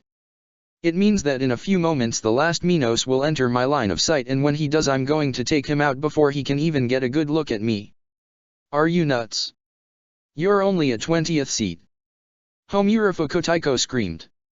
A 20th seat, I said, as I drew my hands back to prepare my attack, that graduated in the top of his class in Kido. I couldn't see the Minos yet, but I chanted anyway. Yeah, Lord. Mask of blood and flesh, all creation, flutter of wings, yeah, who bears the name of man. Blue energy gathered in my fists. The ground began to shake as the Minos drew nearer to my location. On the wall of blue flame, inscribe a twin lotus. In the abyss of conflagration, wait far at the heavens. The Minos appeared as the trees in front of me were crushed. It roared as it emerged. Hado 73, Soren Sakasui. My attack ruptured through the air and smashed straight through the Jillian's mask. The Kido shattered right through it and the Minos disappeared. As I stood there panting, all of my comrades made it back to my location. Homura Fukutaiko was so jubilant she ran over and wrapped her arms around me, hugging me. You did it, Lelich. She cried out. Well, someone's awfully happy. Ishine Senpai commented. Homura Kotaiko let me go and brushed off her hakama. Ah, well, I mean, good job Lelich, I can certainly see why Teiko wanted you for this division. She pretended to cough. Geez, don't hide your feelings too much, I thought as I smirked. A mere 2 seconds after I let my guard down though, I felt a humongous surge of energy headed Homura Kotaiko's way. I pushed her out of the way to take the hit, but someone had sensed it before me and took it instead. Ishine. Ulloman Senpai cried out. From within the forest clearing a hollow appeared, but it was unlike the Minos. It was much more powerful than all 7 of them combined. It had a human-like build and was very muscular. Its skin was all black, like bubbling tar, and its mask made its entire head resemble an executioner's hood. Hollow bone webbed around its feet and ankles, hands and wrists, waist and thighs, and around its hollow hole in the center of its chest. To have all 7 of my pets defeated so quickly, I must admit I am impressed. The hollow spoke. Who are you? Or rather, what are you? Homura Kotaiko asked. Who I am is rather difficult to answer since we Minos class hollows are made up of many hollows put together, so who I am is a collective of individuals wrapped into one. However, if you are asking for the name I go by, you may call me Vanguard. What I am is rather simple though. Vanguard folded his arms. I am a Vastalords. Vastalords, but they're supposed to be only myths. Homura Kotaiko was scared. I was too, but I didn't show it. Unlike her, I never assumed that Vastalords were myths. There was too much data on them. Endangered or extinct? Possibly. Myths? Not a chance. Still, Vastalords were formidable opponents and were said to be potentially more powerful than the captains of the Godi I-13. If we run and retreat, we're all dead. One of us needs to stay behind. Any minute now Ikari Teiko will show up and Vanguard can be put in his place. My gaze converged. And if anyone's going to stay behind, it'll be me. Homura Kotaiko. I know, I'll stay behind and you all can escape. She said. Negative. I'm staying behind. I said. What? Lelich. She was flabbergasted. Who wouldn't be in her position, but I knew what I was doing. I have a secret weapon planned, I told Homura Kotaiko. Let's just say I knew there was more to this mission than just a bunch of hollows. Truth be told, I wasn't exactly prepared to deal with the Vastalords from the get-go, but I still had something that could clench victory for me, Geese. I didn't want to use it, but it was our only chance for survival. If I could draw Vanguard into close range, I could activate Geese. He was too far away at the moment. I couldn't see his eyes.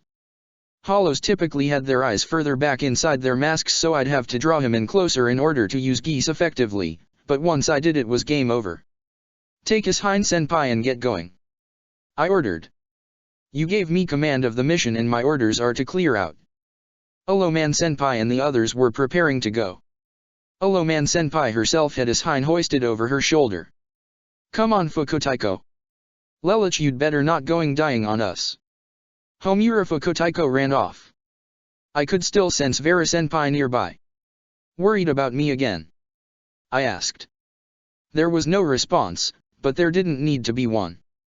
I'll come back alive, so go. Don't die.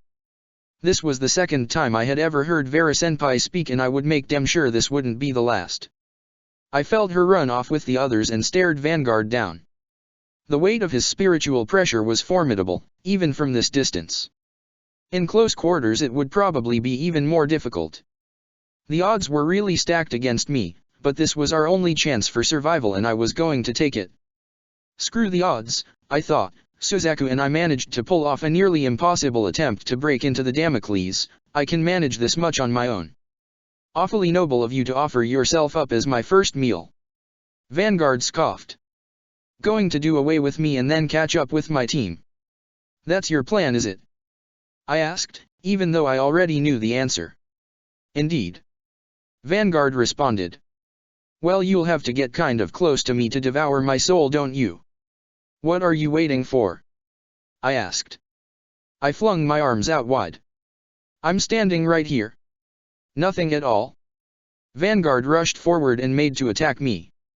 I reached up for my lens to remove it and geese him, but he proved to be a lot faster than I anticipated and grabbed me by the throat and pinned me to the ground. His Ryotsu was suffocating and my neck felt like it was close to snapping. Fool, did you really think you could hold your own against me? Do not underestimate the power of Avastolords. And don't go picking on my subordinates. Defend, Kokukoken. Noble Guardian. There was a loud clang as Vanguard was sent flying off me and someone put themselves between him and me. I put my hand to my throat to catch my breath. I looked up and took notice of the Haori flapping in front of me. I smirked as best I could with the pain I was in. Plan B arrives just in the nick of time. Lelouch, get back. This is my fight now. Akari Teiko told me. Hi, Teiko.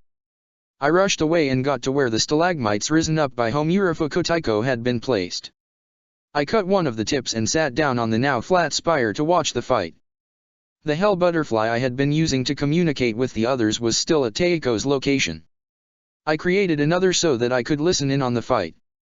The captain told me to get back, not to get going, an important distinction I knew the meaning of. This fight would tire her out considerably. I'd have to help her back to the Siratai most likely. On the battlefield I could see Teiko's Shikai. She was holding a large shield with her right arm.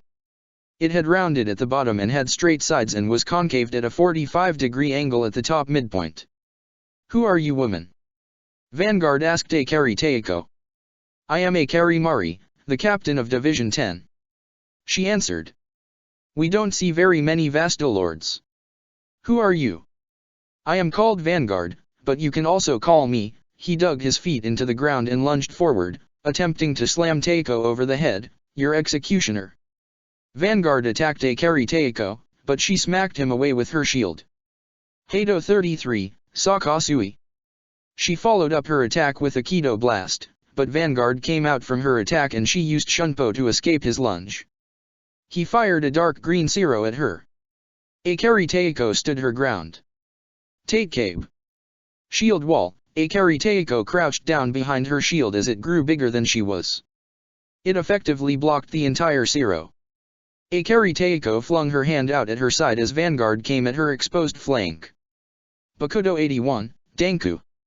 The Kido wall didn't last long against Vanguard's physical attack, but it was enough time to allow Akari Teiko to dispel her Tate capability and slam the side of her shield into Vanguard's neck before slamming the front of it over his head and then slamming the shield forcefully into his side.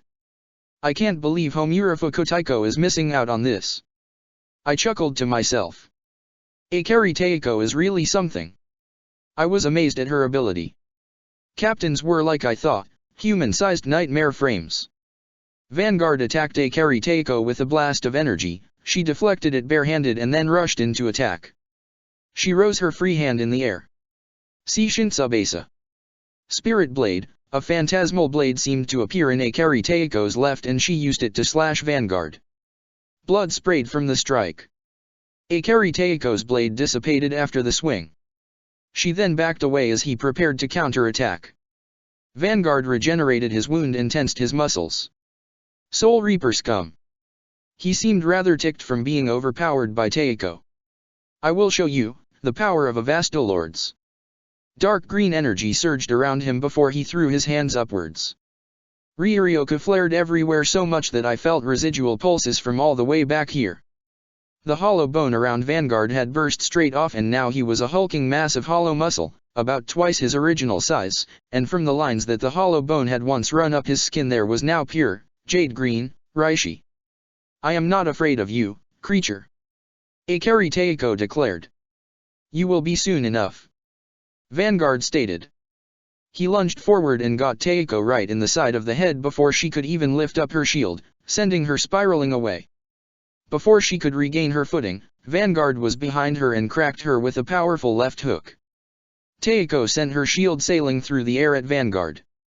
He swatted it away with his powerful arm, but as he did Akari Teiko had moved into his defenses and landed an uppercut into his jaw. Her shield then came sailing back and smashed into the back of Vanguard's head. Teiko backflipped and caught her shield and then rushed in to attack Vanguard, but he sidestepped her attack and punched her hard in the stomach sending her flying back into a nearby tree. Akari Teiko got up, as I expected her to. There was no way that could have finished her. After all, she still had every captain's ultimate trump card. And I watched her movements and felt the alterations in the Reishi around her. It seemed like she was ready to play it. Teiko slammed her shield arm against her chest, bringing her shield close into her body. Bankai. Powerful energy exploded from Akari Teiko's release, causing a powerful bright light to envelop her. When the light died down, Akari Teiko was no longer in her Shiakusho. She was wearing garnet armor all along her body. Her hands, feet, shoulders, and neck were all protected by said armor. She was also wearing a helmet that had extensions by her ears that looked like a cross between fish fins and bird wings. A piece of metal went down the middle of her forehead, acting as a nose guard. In her left hand was a sword. The blade was glowing white and the handle was shining and golden. Akari Teiko's shield was the same color as her armor, but other than that it had not changed in any other manner.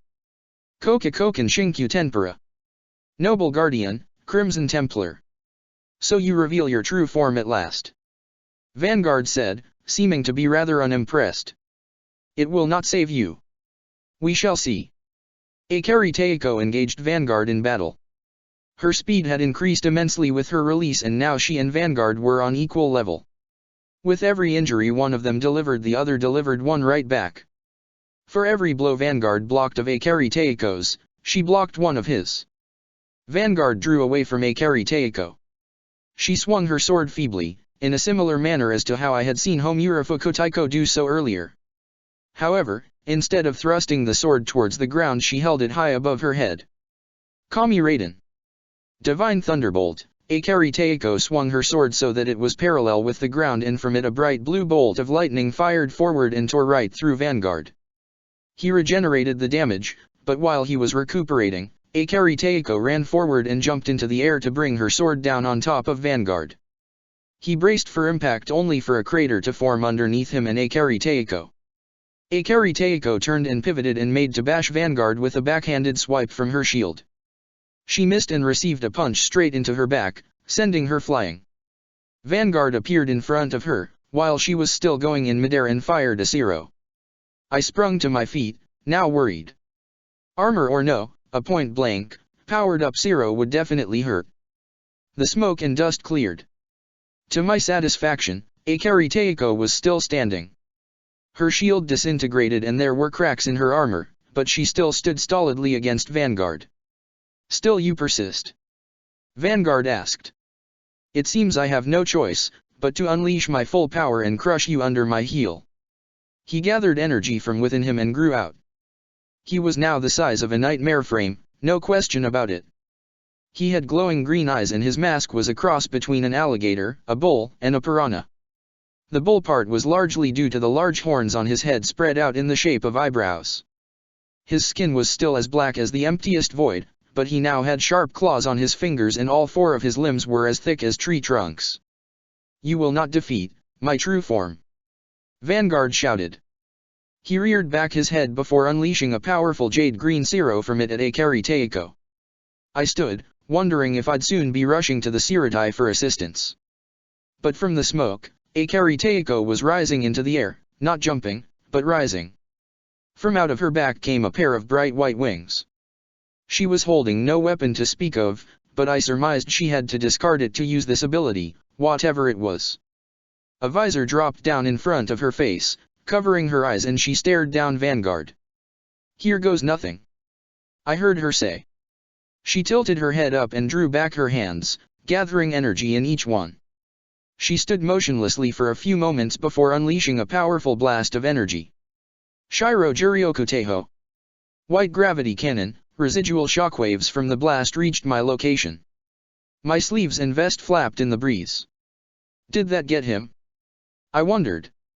Akari Teiko's wings and visor disappeared and she regained her sword. As she descended to the ground, a large claw reached out and struck her hard, slamming her into the ground. Vanguard's claws ripped right through her. I saw the blood spray. I leapt off my perch. Akari Teiko. I began running towards the battlefield. Stop yourself right this minute, Lelich 6 Britannia. I was on the next pillar down when I heard the voice. I stopped on a dime, barely keeping my balance. I continued to watch Akari Teiko, but the voice in my head was alarming. I hear your voice once and for 11 years you stay silent. Why now choose to speak? I knew who I was talking to, but to hear the voice now and after so long was alarming. Because I am trying to stop you from getting killed. What do you intend to accomplish by throwing yourself out there? Your opponent is a Vastalords with the ability to intensify its frightening power. Do you really think you can succeed where your captain failed or at the very least save her life? My Zanpakuto ran me over. And another thing. Why is that woman's life so important to you? You've never given any regard for human life, except in a few special cases. What makes this woman so special to deserve your want for her to live? She's my captain, I have to do something. I argued. Since when does Lelich Six Britannia bow his head to authority? My Zanpakuto asked me. Since the moment I died. I responded. To what end? You would throw your own life away? You've even abandoned the geese, a power granted to you by fate to shape your destiny. Just because you are a part of me, don't speak as if you know about it. You may have my memories and may have existed since the day I was born, but you are not me. And that is grounds enough for me to tell you do not have the authority to speak on such things. I shouted at my Zanpakuto. And this is why you make no progress. I will not lend my aid to a person that denies their true self. My Zanpakuto stated. At any rate, your captain is still alive. I looked over to where the battle was going on. Akari Teiko was certainly not out for the count. Vanguard had taken some brutal damage himself. His wounds had regenerated, but not perfectly. He was on his last legs. I couldn't tell if the same could be said for Akari Teiko. Her shield was still gone, but her sword was back in her hand. It had ceased glowing though. Now it just looked like an azure blade with a white handle. Whatever extra spirit energy she had put into it to make it more powerful was gone. So she's wearing down too. I noticed. But she's still alive, and that's what matters. She will finish this. With his undamaged arm, Vanguard pawed at Akari Teiko. She slashed his arm, both hands on her blade, cutting into his skin. Vanguard howled and picked up a clump of dirt with his poorly regenerated hand and threw it at Akari Teiko. She slashed right through it and ran right towards him. This ends, now. She shouted and leapt high into the air. Her legs kicked back, her sword was hoisted up over her head like aimed downward, seeking Vanguard's vitals. Akari Teiko came down on the left side of Vanguard's torso. He shrieked and tried to fend her off. My captain spoke calmly. Gyoshiku-jire. Condensed landmine, a blast of Akari Teiko's own Ryotsu blasted outwards from her sword, planted firmly in Vanguard's torso. The blast ruptured his torso, causing the stab wound she created to merge with Vanguard's hollow hole. Vanguard collapsed backwards onto the ground. My captain followed him down, sword poised for another implant, and when she landed, this time she drove her sword deep into the center of Vanguard's head. You, bitch. Vanguard groaned before fading away. I took this time to rush to my captain as fast as I could. She was staggering when I arrived on the scene and began to fall forward as I ran towards her. Her Bankai disengaged as she hit the ground. It disengaged forcefully. Akari Teiko. I ran towards her. I grabbed her and turned her over. Her wounds were severe. Not only had she taken a zero at point blank, but she had 4 deep slash wounds. They were disconnected along her torso, arms, and legs. Blood was trickling out of her mouth. My ability with healing Kido was too amateurish to treat such potentially lethal wounds. In fact, in my panicked condition I might just make things worse. She was still breathing for the moment. I sent a hell butterfly for Captain Anohana. I needed medical assistance pronto. Akari Teiko, stay with me. I urged her. Lelich. She said weakly, I told you to, get back. I did, but I didn't abandon you. I got to a safe location. Like you wanted, right? You needed someone to treat you after the battle. You're really hurt. I was starting to become hysterical. I wasn't about to lose my captain. This woman had given me purpose. She believed in me, almost been like a second mother to me these past 5 years in her squad. I wasn't about to watch her die before my eyes. I am sorry, Lelich, but it seems like I won't be around to see you achieve the goals you set out for yourself. She smiled. Don't talk like that, I told her. I sent out a hell butterfly. Captain Anohana will be here soon. We don't have to lose you, Taiko. She shook her head. That battle took all of my strength. It is a subordinate's job to defend their captain, but it is a captain's job to defend his or her division. If my time for the Godai had to end, I am glad I went out protecting what is important to me. You, the division, and especially, Yuna. Taiko, I was starting to freak out. Taiko was excessively injured. She was dying and there was nothing I could do to help her. Do not despair, Lelich. Akari Taiko said. This is just a part of the cycle of life and rebirth. May we meet again in another life. Taiko, there must be something I can do. I didn't want to watch the person who believed in my abilities die. Akari Taiko was the only one who believed I had the capabilities of a seated officer. I started to wonder if this is what it was like for Suzaku when he had to watch Euphemia die. Lelich, if you want to do something, listen carefully. Akari Taiko spoke. What is your will, Captain? I asked. As is procedure, my office will need to be cleaned out. When you are asked to do this, go through my things carefully. You will find something of interest when you do. Akari Taiko ordered. That is my final order as your captain. My panic would not leave me. My captain was really dying. She reached up and stroked my face. Lelich, I said that I'm glad I died protecting all of you, but I would prefer if I spent my final moments being cradled, like a person who might be my lover would, like Yuna would. Wait, so her and Homura Fukutaiko were actually, it took my brain a few moments to process that. That's kind of hot. Lelich. My captain coughed. I will obey your last request, Taiko. I told her and held her as she asked. Cradling her, as I would if I would have held Nunnally if she were dying in my arms. It almost felt like the same thing, to be honest. Goodbye, Lelich, thank you, please tell Yuna, how much she means, to me. She began to grow cold. Her eyes closed and her head tilted to the side. The blood drained from her face. Her body went limp. And just like that, Captain Akari Mari was dead. Chapter 9, Lelich's Awakening Part 2. Lelich's POV. Lelich, you shouldn't be going through the captain's notes, the Homura Fukutaiko said to me as she dusted the floor with a broom, teary-eyed.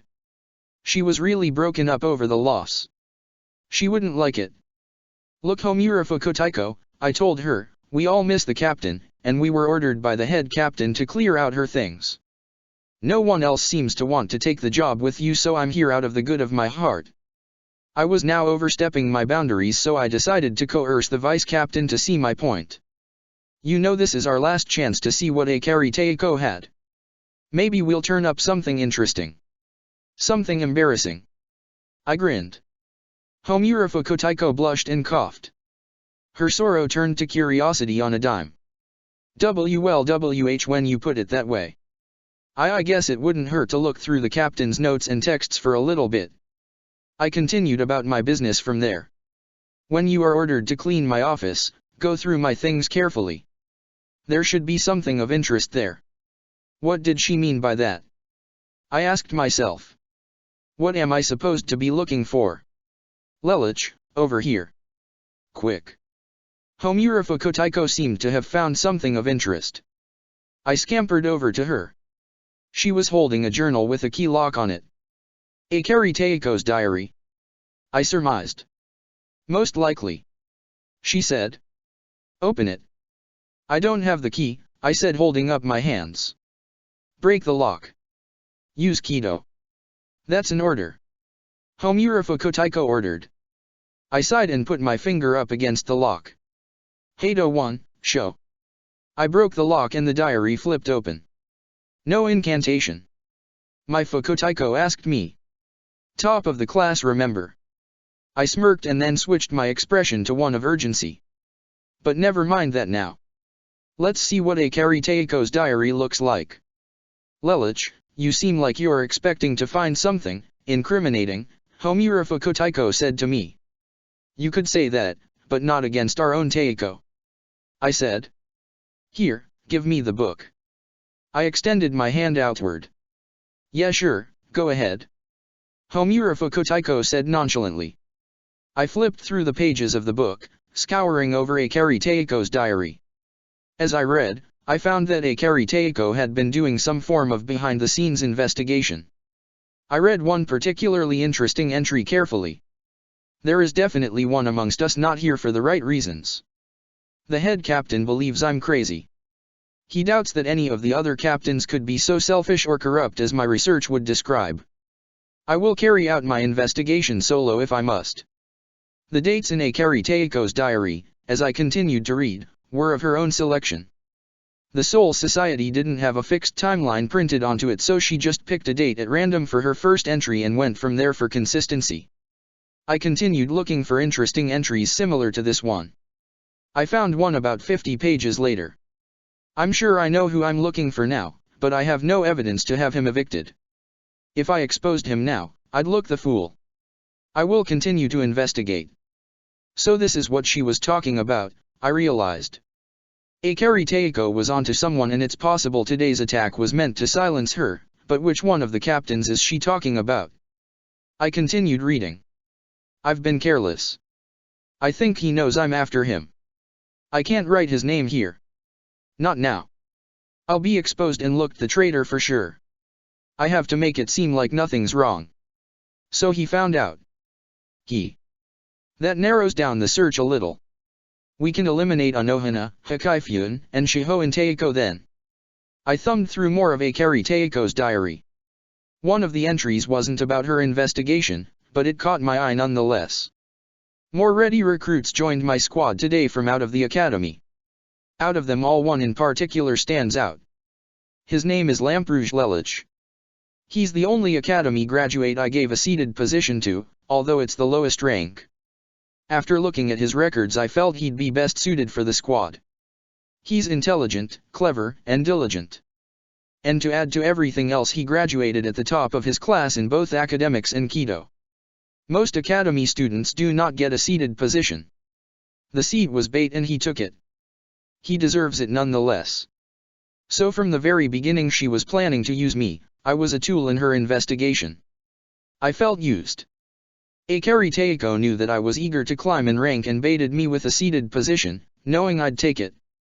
She wanted help with whatever she was investigating and she couldn't directly ask for help, so she recruited me.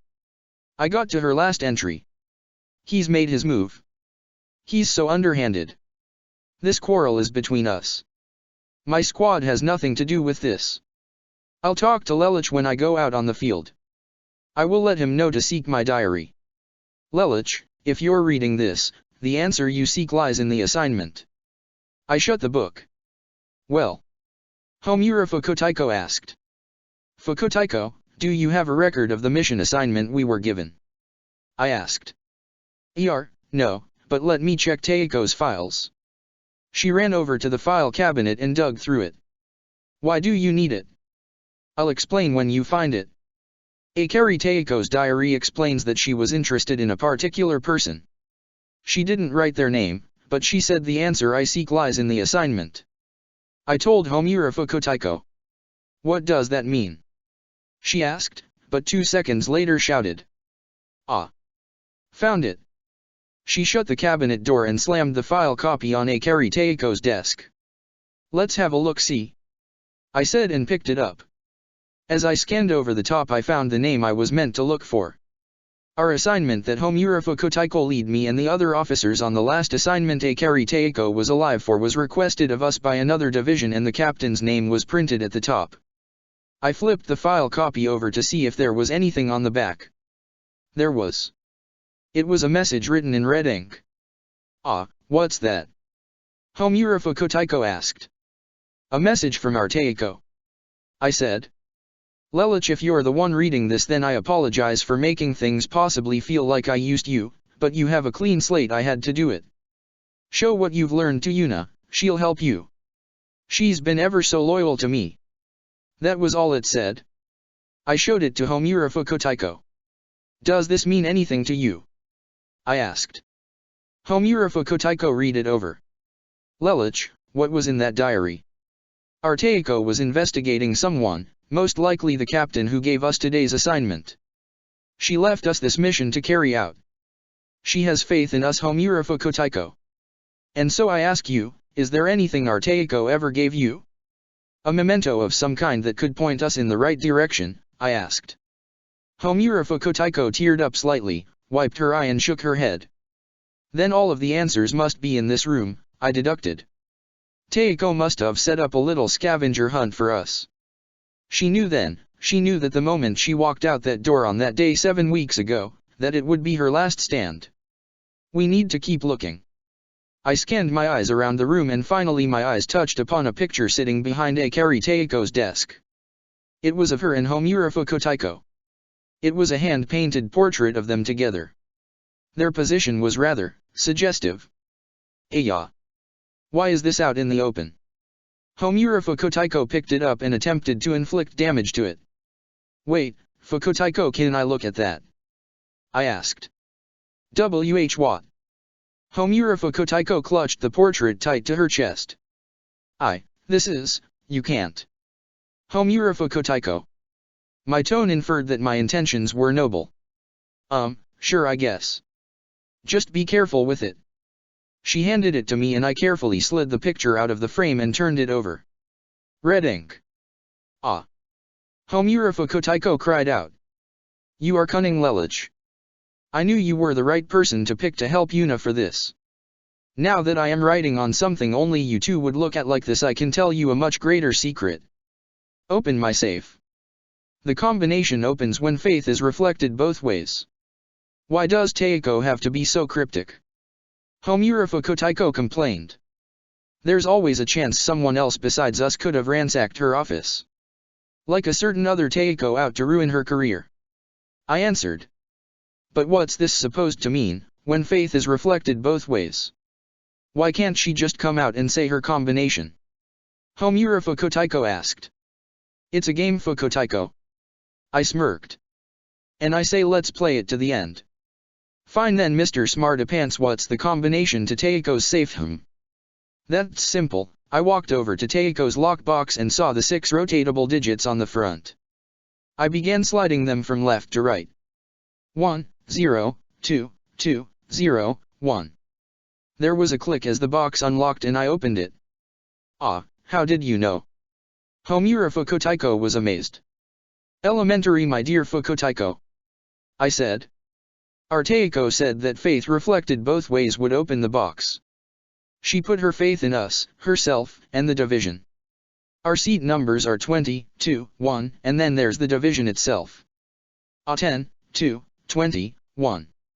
Homura Fukotaiko realized the brilliance of the combination. It's the same forwards as it is backwards. Precisely, I said. Now let's see what Arteiko was storing in here. I opened the box. Inside there was but a single object, a key with a note attached. Behind my scroll there is a wall safe. Open it. Bring the evidence to the captain commander and let Hashima have it. She's being straight with us now. We've reached the end. I said and moved the scroll Teiko mentioned in her letter. The safe was built into the wall, as she described, and I opened it. Inside there were stacks of papers. This is. Homura Fukotaiko was at a loss. You read the message. Bring this all to the head captain. I'll go to 3rd Division. It's time our culprit was paid a visit. I grinned deviously. 3rd Division. I went to the 3rd Division with some paperwork I drafted myself as an excuse to get in. I figured it would take Homura Fukotaiko a while to read through all of those files before presenting them to the head captain, so even without flash step mastery I still had time to take things slow. Upon my arrival at the 3rd Division barracks, a couple of squad members blocked my path. Halt! Said one. State your business. Shouted the other. My name is Lamperouge Lelich. I told them. I'm here to bring paperwork from 10th Division to your captain. We have strict orders from our captain that no one is allowed inside the barracks unless they are from our division, one of the guards said. Please leave, or we will use force. The other guard told me. Cowering behind your men Hashima Teiko? You obviously know your time is numbered. I considered my options. I could leave the 3rd Division's vicinity and wait for Homura Fukutaiko to arrive with 1st Division members, plus possibly Shiho and Teiko, the On Mitsukido and the head captain. I could try forcing my way in, but that didn't seem like it would work. Or you could use geese, Lelich. I froze upon being suggested that. The temptation was great. Time was critical and my other options were poor. Hey. Are you going to clear out or are we going to have to make you? One of the guards said. Use geese? Do I dare? Maybe just this one time couldn't hurt. It's important. Your geese is a part of you. Do not cast it aside. The temptation built, but I was still somewhat unwilling. It's a curse. I thought. I promised myself I wouldn't use it. Using geese only wound up losing me all the trust one had ever built up. You call it a curse? But is that really true? You wish to atone, but can you truly? Hollows are not the only monsters to exist in this world. My gaze tightened. Something inside me snapped. I had been running away, attempting to atone for what I had done, but in reality I had shied away from who I really am. My Ryotsu began to flow out freely. I was done running. I had realized my destiny. I am 6 Britannia Lelich. Master Manipulator. I will still work for the Godai. I will become an asset to the force, but I'd be damned if I let criminals like Hashima do whatever they want and cost us the lives of good people like Akari Teiko. I won't have it. My Ryotsu exploded and the guards were caught off guard. Hey. Get lost would you? Go have your tantrum elsewhere. One of the guards swung at me. I stopped him by pulsing my spiritual pressure into my fist to equate the difference in our physical strength. I pushed his hand away and bowed my head.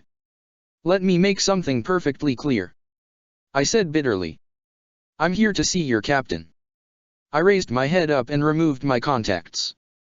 And you're going to let me pass? Yes, Master Lelich. The 2 guards stepped aside and I walked past, put my lenses back in and pushed open the door to the 3rd Division barracks, just enough so that I could squeeze by. I moved about stealthily, careful not to draw attention to myself. I followed a trail of Ryotsu to the most powerful presence in the general area, which I figured had to be the captain. He'll have his lieutenant right there with him I bet. I surmised to myself. I eventually made it to the captain and lieutenant's office quarters. I waltzed in through the front door. An elderly woman with gray hair, and a purple stripe running through it was sitting at the vice captain's desk. According to the records, this was Iba Chikane. She looked up and saw me. Hashima Teiko's a little busy right now. Why don't you come back later? I would, I said, trying coercion first, but you see it's very urgent that I speak with him. Or maybe you can tell him that I'm here to talk to him about Akari Teiko. Ask if he'll see me then. Huh. The woman chuckled. Is their rivalry ever going to stop? She complained as she stood up. I swear if those 2 don't stop bickering the whole Godai is going to suffer. It's suffered already with Akari Teiko's death. I thought to myself. It hadn't been long and her death had been rather hush-hush, so only our division knew and a gag order was placed to prevent the word from spreading. Once things calmed down the other captains would be told. Right now her death was unconfirmed to them. Iba Fukutaiko went around the back to speak with her captain.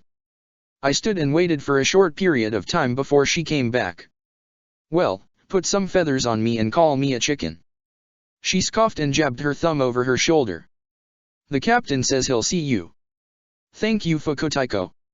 I told her and walked around the back to where Hashima Teiko was. Close the door. His deep voice said when I entered. Yes sir. I closed the door and then got my first good look at Hashima Teiko. He was a man who looked to be about in his 40s with blood-red hair.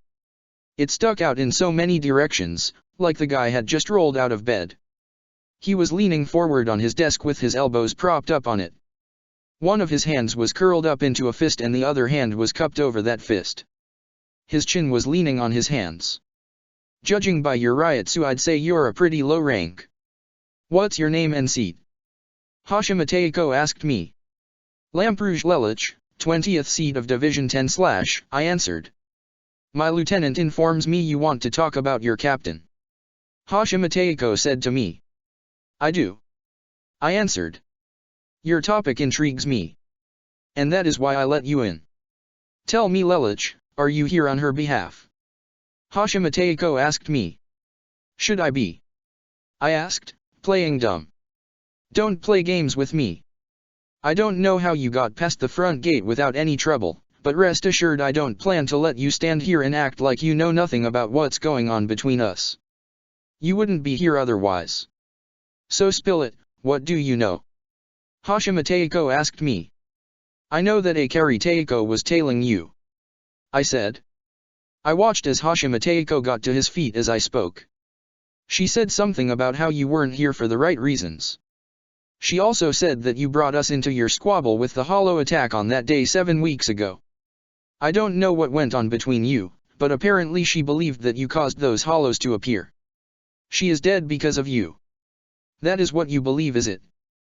Hashima Taiko asked as I watched him walk over to his bookcase. You believe your captain is a complete paragon and I am a corrupted officer that needs to be apprehended. I take it you have evidence pointing to the reverse. I inquired. Or are you trying to tell me that my captain might have had some splotches on her shine? Because if that's the case, don't expect me to be surprised. Every person has at least one scar on them. It may not always be visible, but it's there. Whether it's a regret, a stupid action, or a childhood dream never fulfilled, everyone has scars. You talk as if you've experienced such things. Hashima Taiko said to me. You could say that. I responded. He chuckled and plucked something from off one of the shelves. I tensed my feet in case he tried to throw a weapon at me.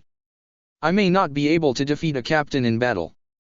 My chances were the same as trying to save Akari Taiko before my Zanpakuto talked me out of suicide, but I could at least dodge the first strike if I anticipated his movements ahead of time. Where are you, Homura Fukutaiko? I asked myself. Still, don't you think it was a foolish move to walk into your enemy's territory? Do you really think you're going to get me to confess to whatever actions I've been making, leave and go to the head captain? Hashima Taiko mocked me. I don't have to. I said. Hashima Taiko laughed. So what am I supposed to believe? Am I supposed to believe that a 20th seed had the kind of foresight to come here from 10th Division, stall for time, while your accomplice goes and exposes me to the head captain? I felt a pulse of multiple spiritual pressures approaching the area. Good, she's on her way and she's only a few seconds from arrival. That is exactly what I did. I smirked. In seconds, members of the Onmitsukido swarmed the office and the window shattered as Homura Fukutaiko burst through it. Captain Hashima Treva, by order of the head captain, you are hereby apprehended by the Onmitsukido for signs of corruption and are the prime suspect in the conspiracy to murder Captain Akari Mari. Am I supposed to be scared by a lieutenant and a few shinobi? Hashima Taiko said arrogantly. They are here as a formality. A thunderous, elderly voice called out. I heard the sound of a cane as an elderly, bald man with a long beard, and a much less longer mustache, walked into the office. He had a haori draped over him and it bore the kanji of the number 1. This man was the head captain, Yamamoto Shigekuni Genri Yusai. Hashima, the head captain, spoke to the 3rd Division captain. When Akari Taiko first came to me about you, I thought she was crazy, but after going over so many different files locked away in her wall safe, I am inclined to think otherwise. The information those records contain, to think that one of our own could be so corrupt as to align themselves with the Hollows is crime of high treason. If you come quietly, perhaps you will not be put to the sword. You think you can arrest me, don't make me laugh. Hashima was still incredibly arrogant. Today will be the day the Godei attempted to apprehend the criminal Hashima Treva, who effortlessly escaped their grasp. Don't be so overconfident, boy. The head captain lunged forward with his fist at Hashima Taiko, but when he did, the man disappeared into this air. His voice was still heard though. Did you forget about my Zanpakuto's special ability, head captain? Kamuri Akuma, Smoke Devil, allows me to create astral images of myself from anywhere within a 500-mile radius. Using Bakudo 77 I can continue to talk to you all, Hashima stated. But Tentiakura only works if you've met someone though. I exclaimed. You met my astral image, a part of me. The Kido doesn't discriminate. Hashima stated. I growled. The Siratai has a 450-mile radius. I am outside your grasp, Suteiko. You will never find me, and one day I will be back, and when I return I will be powerful enough to kill you. Hashima's Ryotsu completely faded away after that. Send word out to the 2nd Division, Yamamoto Suteiko commanded to the stealth force. Former Captain Hashima Treva is now a wanted criminal by the Siratai. This information does not leave the first 2 squads. The members of the stealth force saluted and silently left the area. And as for the 2 of you, Yamamoto said to Homura Fukutaiko and me, continue the work you were originally assigned, cleaning out your captain's office. Hold on just a second, I said. What is it, boy? I am a very busy man. The head captain said to me. Will Hashima be caught? Will he pay for my captain's death? I asked with a fierce gaze. Rest assured, young one, the head captain said to me, the stealth force will find Hashima Treva and he will be brought before the Central 46 and tried. But what about his status? What if he? Corruption, once exposed, causes an individual to lose all credibility and pull with them, not without evidence pointing to the contrary. Be at ease. When Hashima Treva is caught, he either dies during capture or his sentencing will be decided by Central 46. He will not be sentenced lightly. Justice will be served. The head captain told me. Most of my anger dispersed. I did not smile. I would not be completely relieved until Hashima Treva was captured and brought to justice. Good. It eases my pain in knowing that my Teiko will be avenged. Akari Mari was one of the most brilliant captains we've had. I am ashamed we had to lose such a valued member of the force. The head captain said and walked away. Wonderful. I smirked to myself. My plan goes off without a hitch. Although the criminal escaped, he will see justice. And to top everything off, I got to meet the head captain himself. Lelich. Homura Fukutaiko spoke up finally. Yes, Fukutaiko. I said. Let's go back to the division. We still have an office to clean. Yeah. I nodded and the 2 of us left together. We finished cleaning out Akari Teiko's office by dinner time. After which both of us decided we'd rather not mingle with the other officers and went to our quarters to go to bed. Lelich's dream. I've had nightmares before, but this one was not my recurring nightmare. It was different. This time I could see me. I was wandering through a forest, very similar to the battlefield on that day 7 weeks ago. The trees were swaying oddly back and forth and the sky was gray. As I continued to walk through the forest, I found myself under the tree cover. I walked, stuck on the path I was on. I stopped when something splashed me. It was wet. In moments it was starting to rain hard, but something was wrong about this rain. I looked at my hands as the rain splashed on them. It was red. This was not rainwater.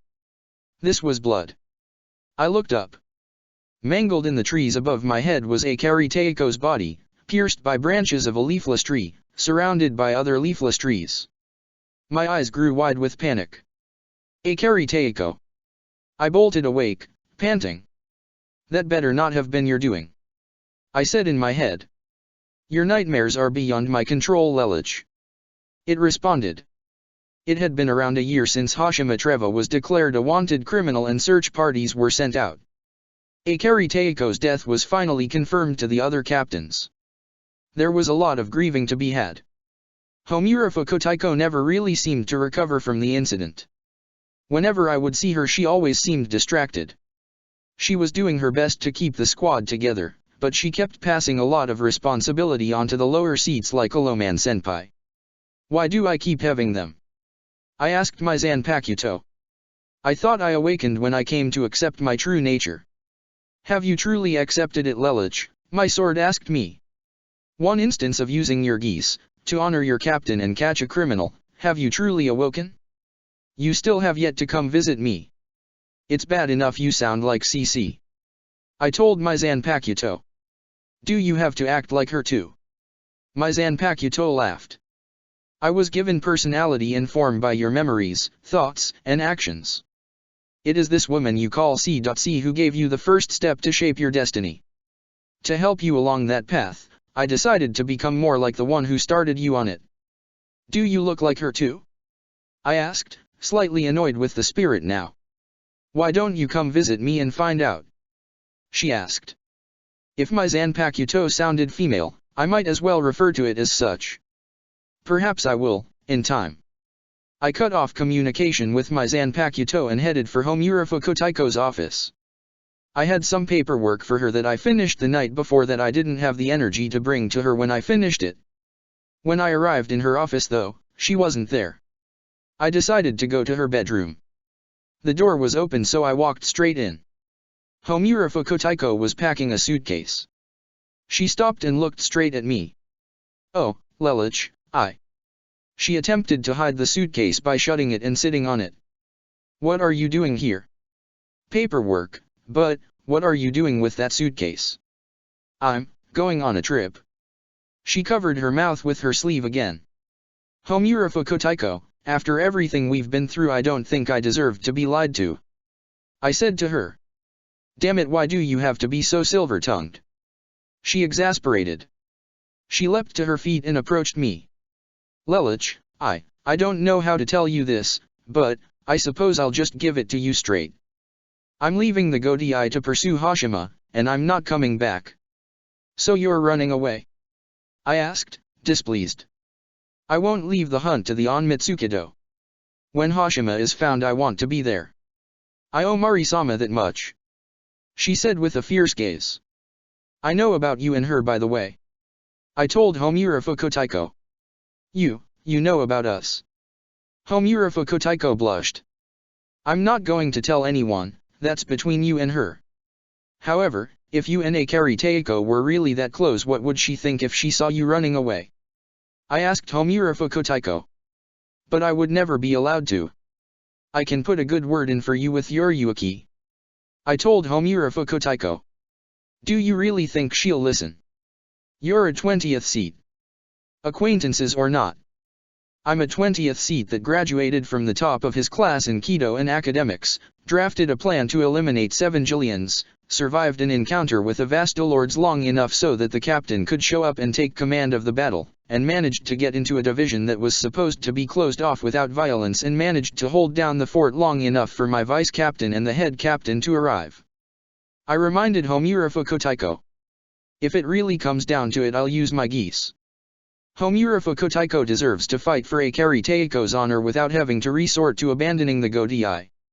She should be allowed to develop, learn Bankai and lead in our captain's stead.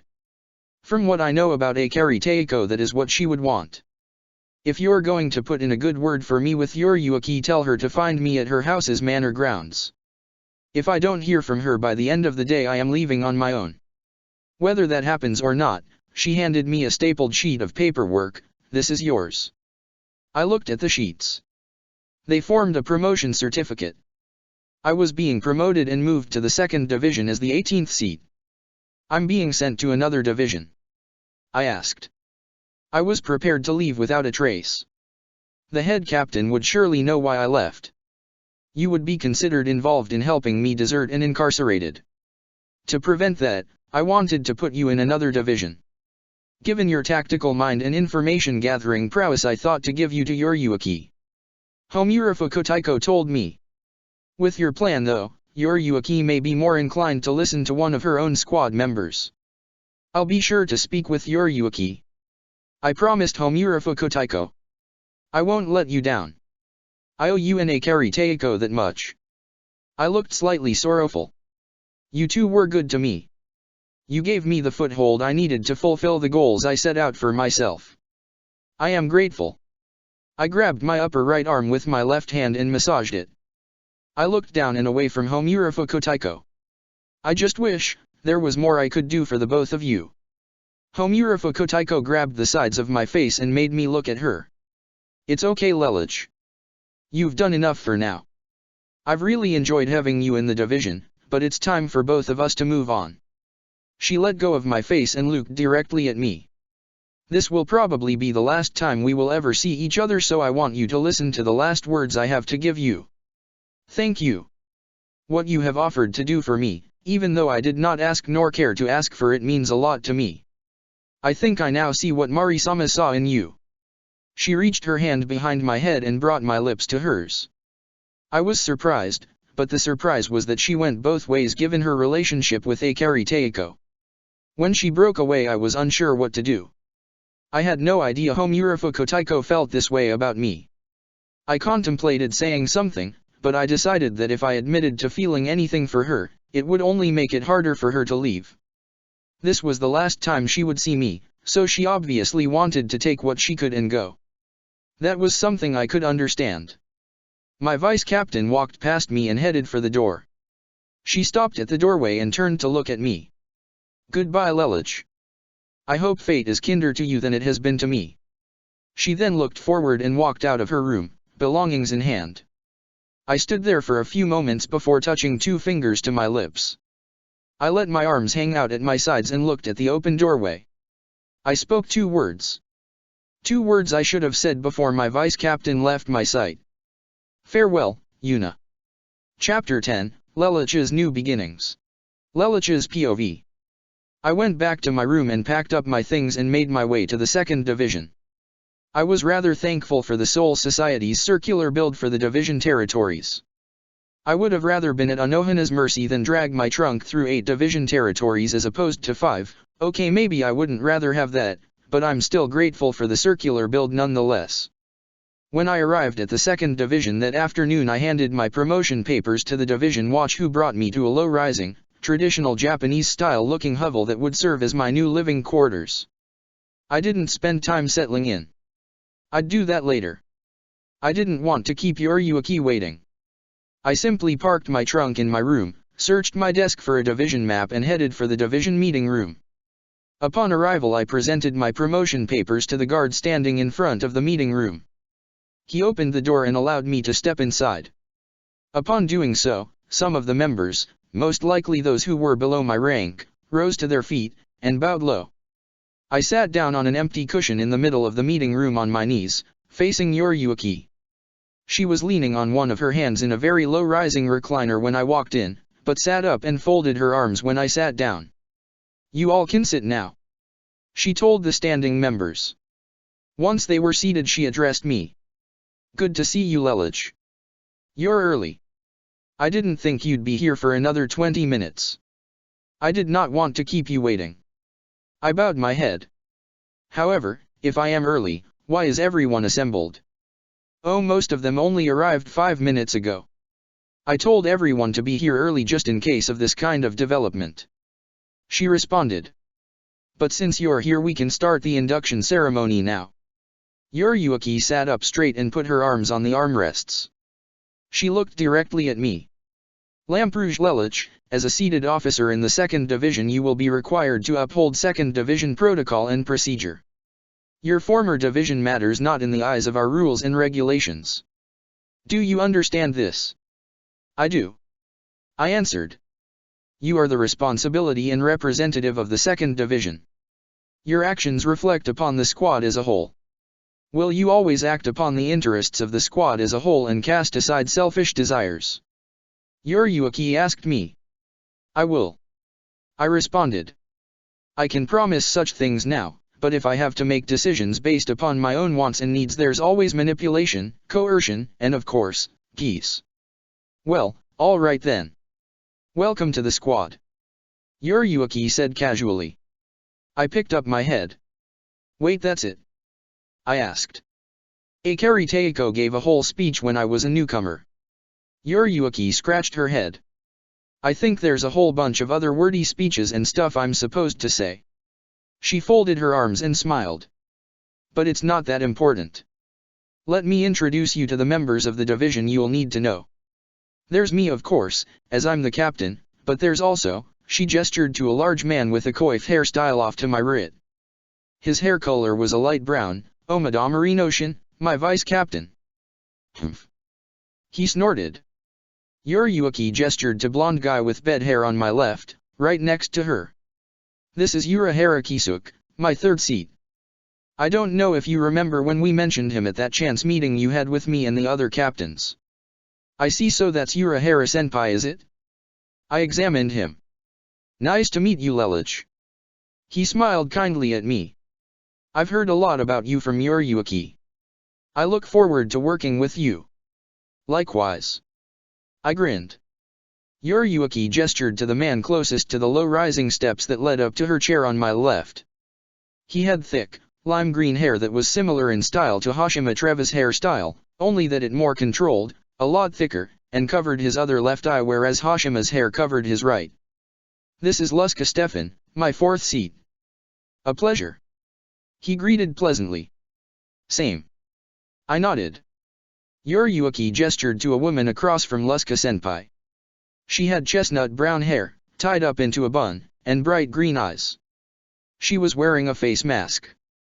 This is Otamaka Kendra, my fifth seat. An honor to meet you, Lamperouge Lelouch. Otamaka Senpai said to me. Arigato, Otamaka Senpai. I responded. Yuriuki pointed behind me and I saw her finger was indicating a Soul Reaper with short, wild black hair. That is Samakura Yasui, 17th seat, and your direct superior. She introduced to me. Samakura Senpai nodded. If you ever have a problem, do not hesitate to speak with me. He told me. Thank you. I told him. I'll be sure to take you up on that offer if I need it. Huh, that's odd. I heard Yuriuki say. What is it? I asked. I was going to introduce you to your direct subordinate, but she... Ah. I'm sorry I'm late. I heard a whine come from the door. I turned around to see a young girl, garbed in a shiakusho, wearing a face mask like the On Mitsukido, but not the hood, and instead having emerald green hair tied into a ponytail, walk into the room. She started panicking. Taeko, I'm sorry, I know you told me to be here early. I'm really sorry. I overslept and then I tried to get here as fast as I could, but I tripped and I had to get bandages and... Naomi. Yuriuki raised her voice loud enough to be heard. Yes. The girl behind me stopped babbling immediately. Take your seat, it's okay. I'll let it slide just this once. If you had been too late to meet your new superior, you would have been in trouble though. Yuriuki smiled. Yes, Taeko. Naomi hopped over to an empty cushion. Anyway, Lelouch, Yuriuki said to me, the girl who just came in is Libra Naomi. She is one of the 19th seats in the squad and she is your direct subordinate. If you need anything taken care of, you just ask her, okay? Having total authoritative power over someone? I like this new position already. I grinned deviously inside, but showed a kind smile outside. I'll be sure to use her effectively. I said. I turned towards Naomi. You'll be cooperative, won't you? I asked her. She bowed her head sharply. You can count on me, senpai. She told me. And last but not least, Yuriuki stated, gesturing to a woman sitting across from Luska senpai, the leader of my personal guard, So iPhone, whom you've already met. Hello again, Lamperouge Lelouch, So iPhone senpai said to me. Hello again to you too, So iPhone senpai, I greeted. Anyway, now that that's out of the way. Yuriuki said, rising to her feet. Let's eat. At the banquet I waited until the mob at the buffet table died down before loading up my own plate. I kept an eye on the other people there, taking notice that wherever Yuriuki went, that So iPhone senpai was always close behind. I'd never get Yuriuki one-on-one at this rate to talk to her about Yuna. I didn't want to use geese here, not in such a crowded area. No, this matter called for something a little less drastic. I went up to the punch bowl and took note of the pinkish liquid swimming around in it along with the ice cubes. I then went up to the bar and asked for a cocktail version of whatever was in the punch bowl. One of the greatest advantages of Seoul society was that no ID was necessary for consuming alcohol since everyone was older than they looked. I then went over to the punch bowl and got my own cup of it and approached So iPhone, who was watching Yuriuki eat as she stood a few feet back. It was enough that she wasn't in Yuriuki's personal space, but it was close enough that she had a clear view of the table and so that she and Yuriuki could communicate. Honestly, So iPhone, I heard Yuriuki say as I drew, you need to stop being so fixated on me. It's a party, go and have some fun. Dance a little. I cannot. So iPhone said stubbornly.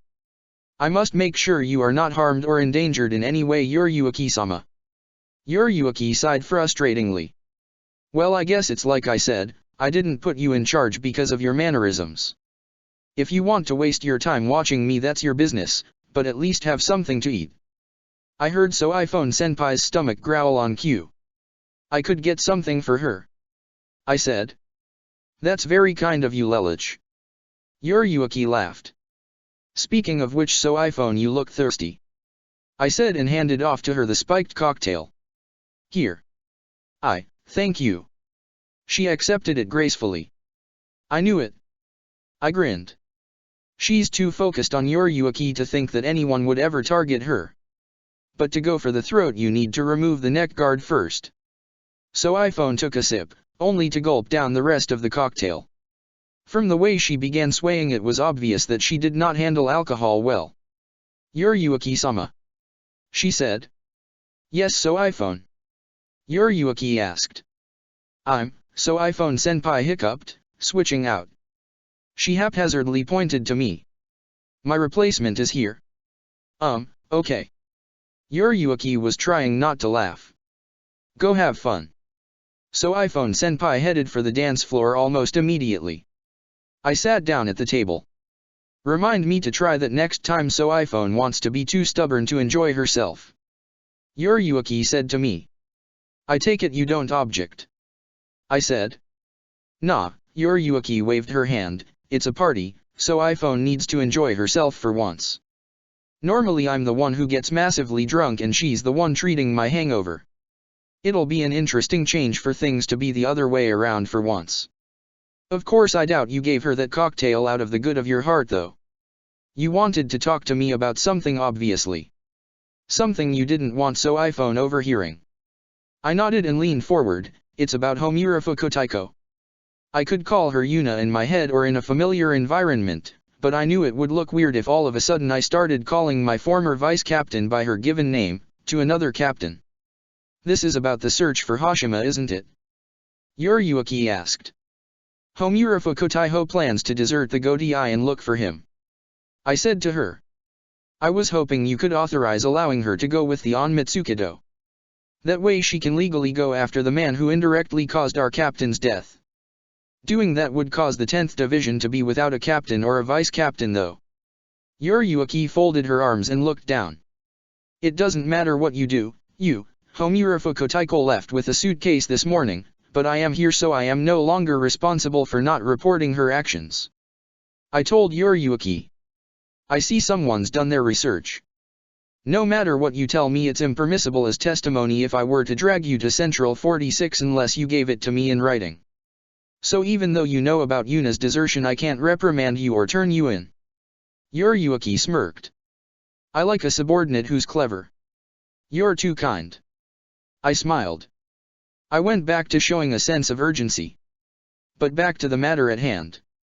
I would really appreciate allowing Homura Fukutaiko to go after Hashima Treva and have the option of coming back here when the search is over or grows cold and possibly take over the division as its new captain, which I'm sure is what Akari Teiko would have wanted. You said Yuna left with a suitcase. Did she tell you where she was going? Yuriuki asked me. If you want that information, promise me and prove to me that your promise is an honest one that you will sign off on allowing Homura Fukutaiko to join the search. I bargained. You know I can give you a direct order. She reminded me. Come now, is that necessary? You're a reasonable woman, would you deny a vice captain her desire for revenge? Akari Teiko and Homura Fukutaiko were closer than most would think. Homura Fukutaiko is doing this not as Akari Teiko's subordinate. She's doing this out of honor for the woman she loves. I told her. Loves. Yuriuki was surprised. You mean Mari and Yuna were? They were indeed. Both confirmed it to me. Akari Teiko put a lot of faith in me. She offered me a seated officer's position so I could help her with this problem with Hashima Treva. Hostility built within me. Unfortunately, she died before I could be of direct use to her. Homura Fukutaiko deserves to be able to exact justice on the memory of our fallen captain.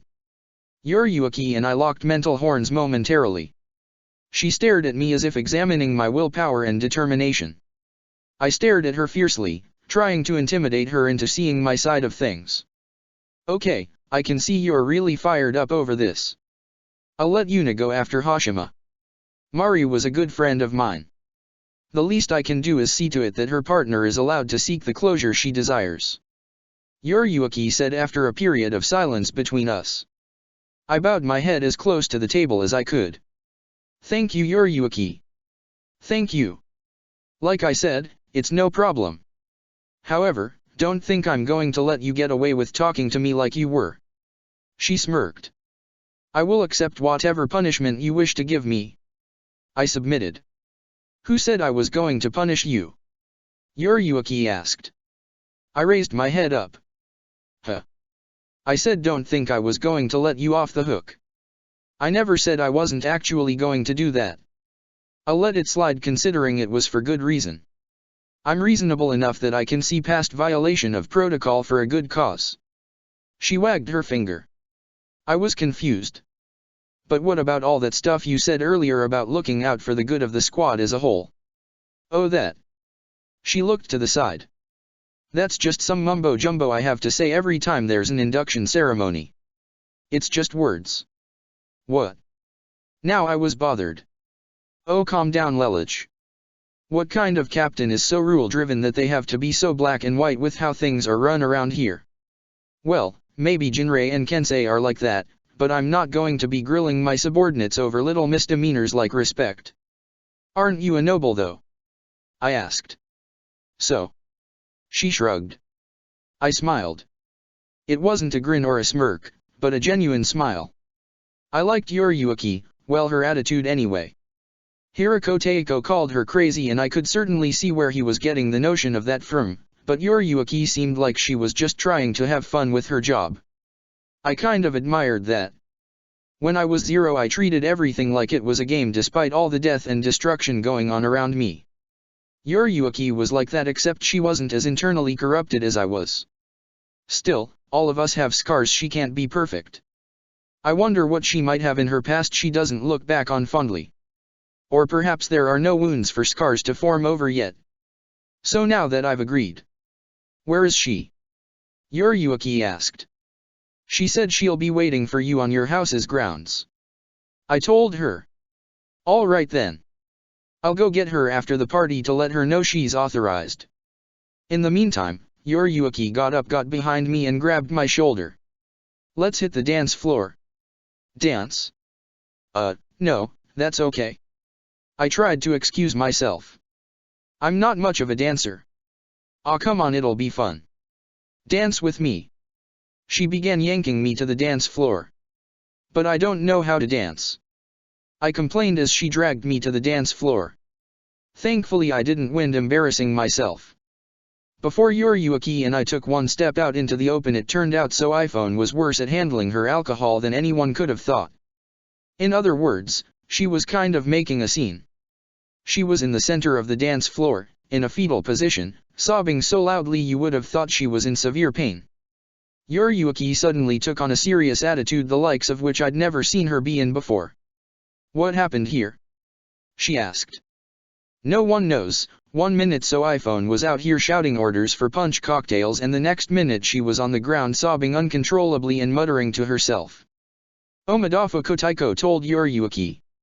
Everyone go back to what you were doing. I want no rumors spread and this incident does not leave this room. She ordered. Yes, Captain.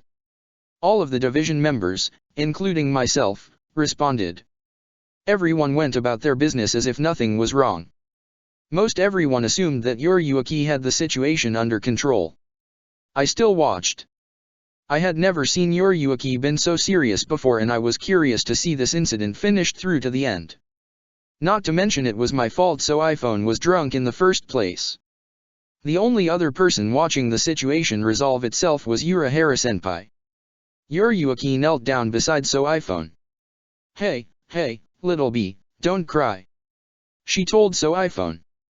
Little B? She has a nickname for her? I continued to watch Yuriyuki intently. Whatever So iPhone said I didn't hear her, but I think Yoriyuki did. Oh little bee, don't be silly. I don't think that about you. There was a pause and so iPhone mumbled again. Yoriyuki spoke after she was done. You silly girl. Come here. Yoriyuki wrapped her arms around So iPhone and then picked her up in her arms, cradling her as one would a child. Her care for her guard captain seemed almost motherly. Come on, it's late and it's past your bedtime. When you wake up tomorrow I'll be right at your side. No one's going to hurt you or me, okay? We're inseparable, you and I. Okay. I finally heard So iPhone mumble something I could recognize. Yoriyuki walked past me, still holding So iPhone. She stopped when she stood next to me. Lelich, don't think this is your fault. Neither of us could have predicted this would happen. Is she going to be okay? I asked. I really was kind of concerned. All I had meant was to get So iPhone out of the way so I could help Yuna. I hadn't meant to cause a scene like this. Yoriyuki smiled. She'll be just fine. She just needs a good night's rest. Don't let this bother you, okay? Just enjoy yourself. Okay. I grinned and went back to having a good time. Everything was relatively normal after that. Urahara-senpai challenged Omidafu Kotaiko to a drinking game.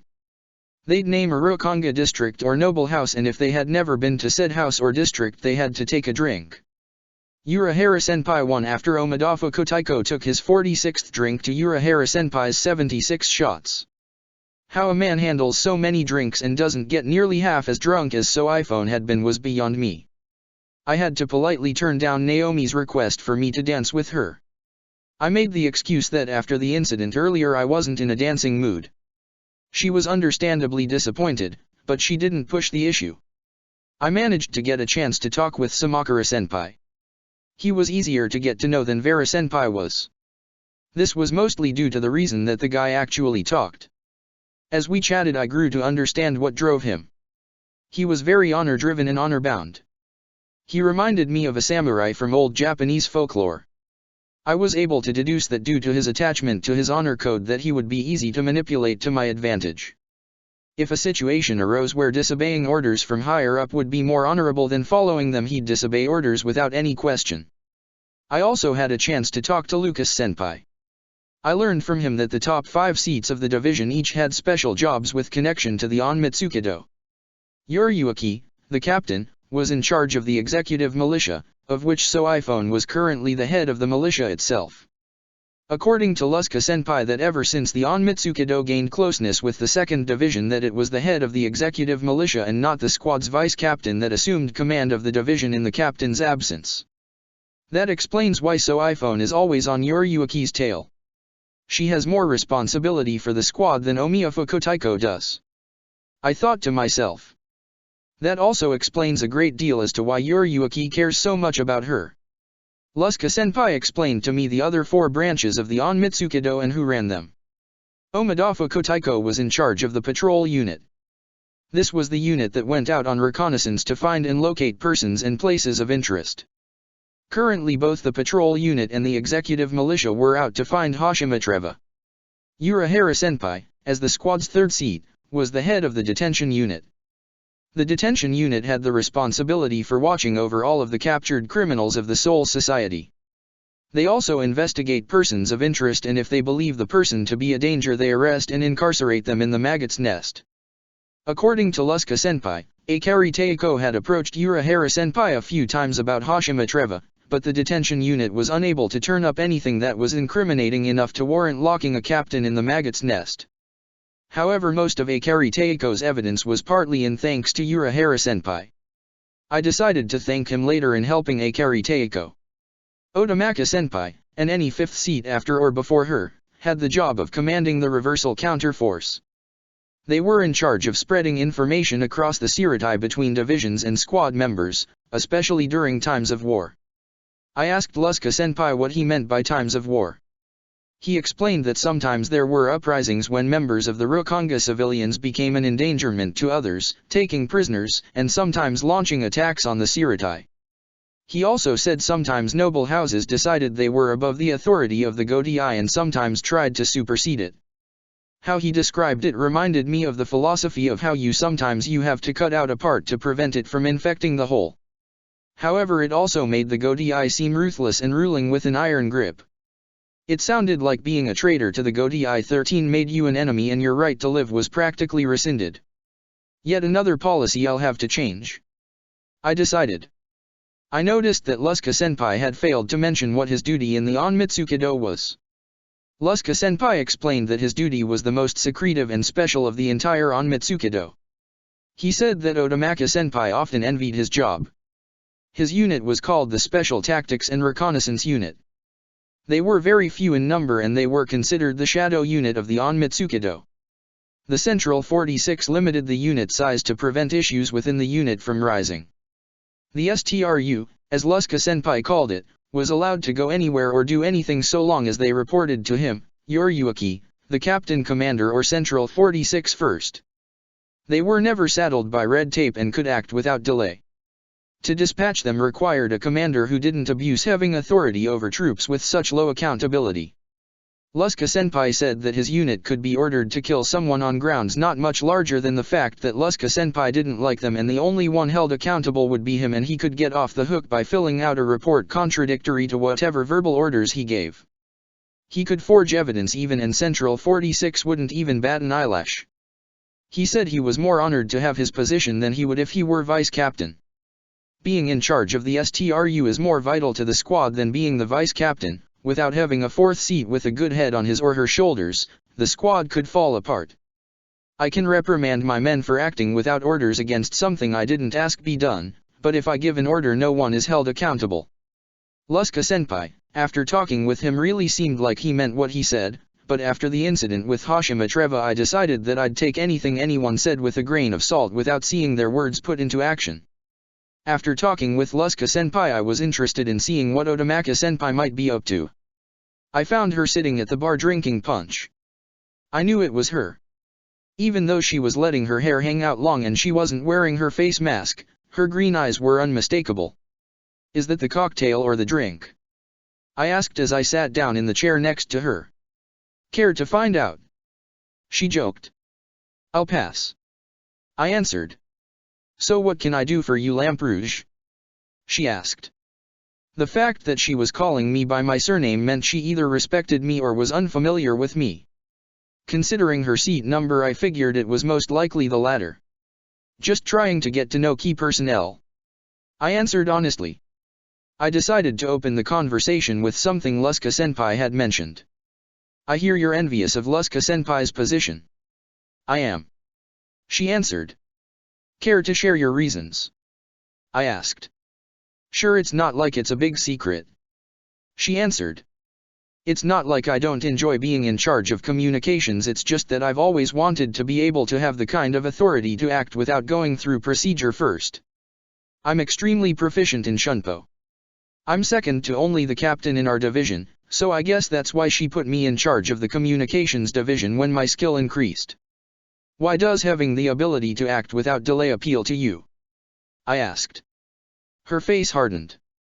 My older sister, Takako, was a Soul Reaper. Was? You mean she? Kendra nodded sadly. She was killed in action during a mission. She had formally sent a request for backup, but policies and procedures prevented reinforcements from arriving in time. When they arrived, her entire unit, including her, was wiped out. It sounds like an incident like that would be kept under wraps. How did you find out what happened? I asked. You came from 10th Division. Did no one ever mention Takako? I asked. I shook my head. Kendra sighed sadly. Takako used to be the 8th seat of your former division. Yoriyuki and Akari Teiko were friends, so I asked Yoriyuki if she knew anything about what happened. At the time of her death, I was still in the academy. It must have been hard for you. I told Otomaka-senpai. She nodded in agreement. And so, I want to make sure nothing like my sister ever happens again. I can't let red tape be what separates a good soldier from life and death. You of all people can understand, right? I thought about that. She made a good point. If the STRU had managed to get on the scene, perhaps Akari Teiko might still be with us. I know it's not a perfectly similarity since Akari Teiko made it out soon enough to protect you and the others, but...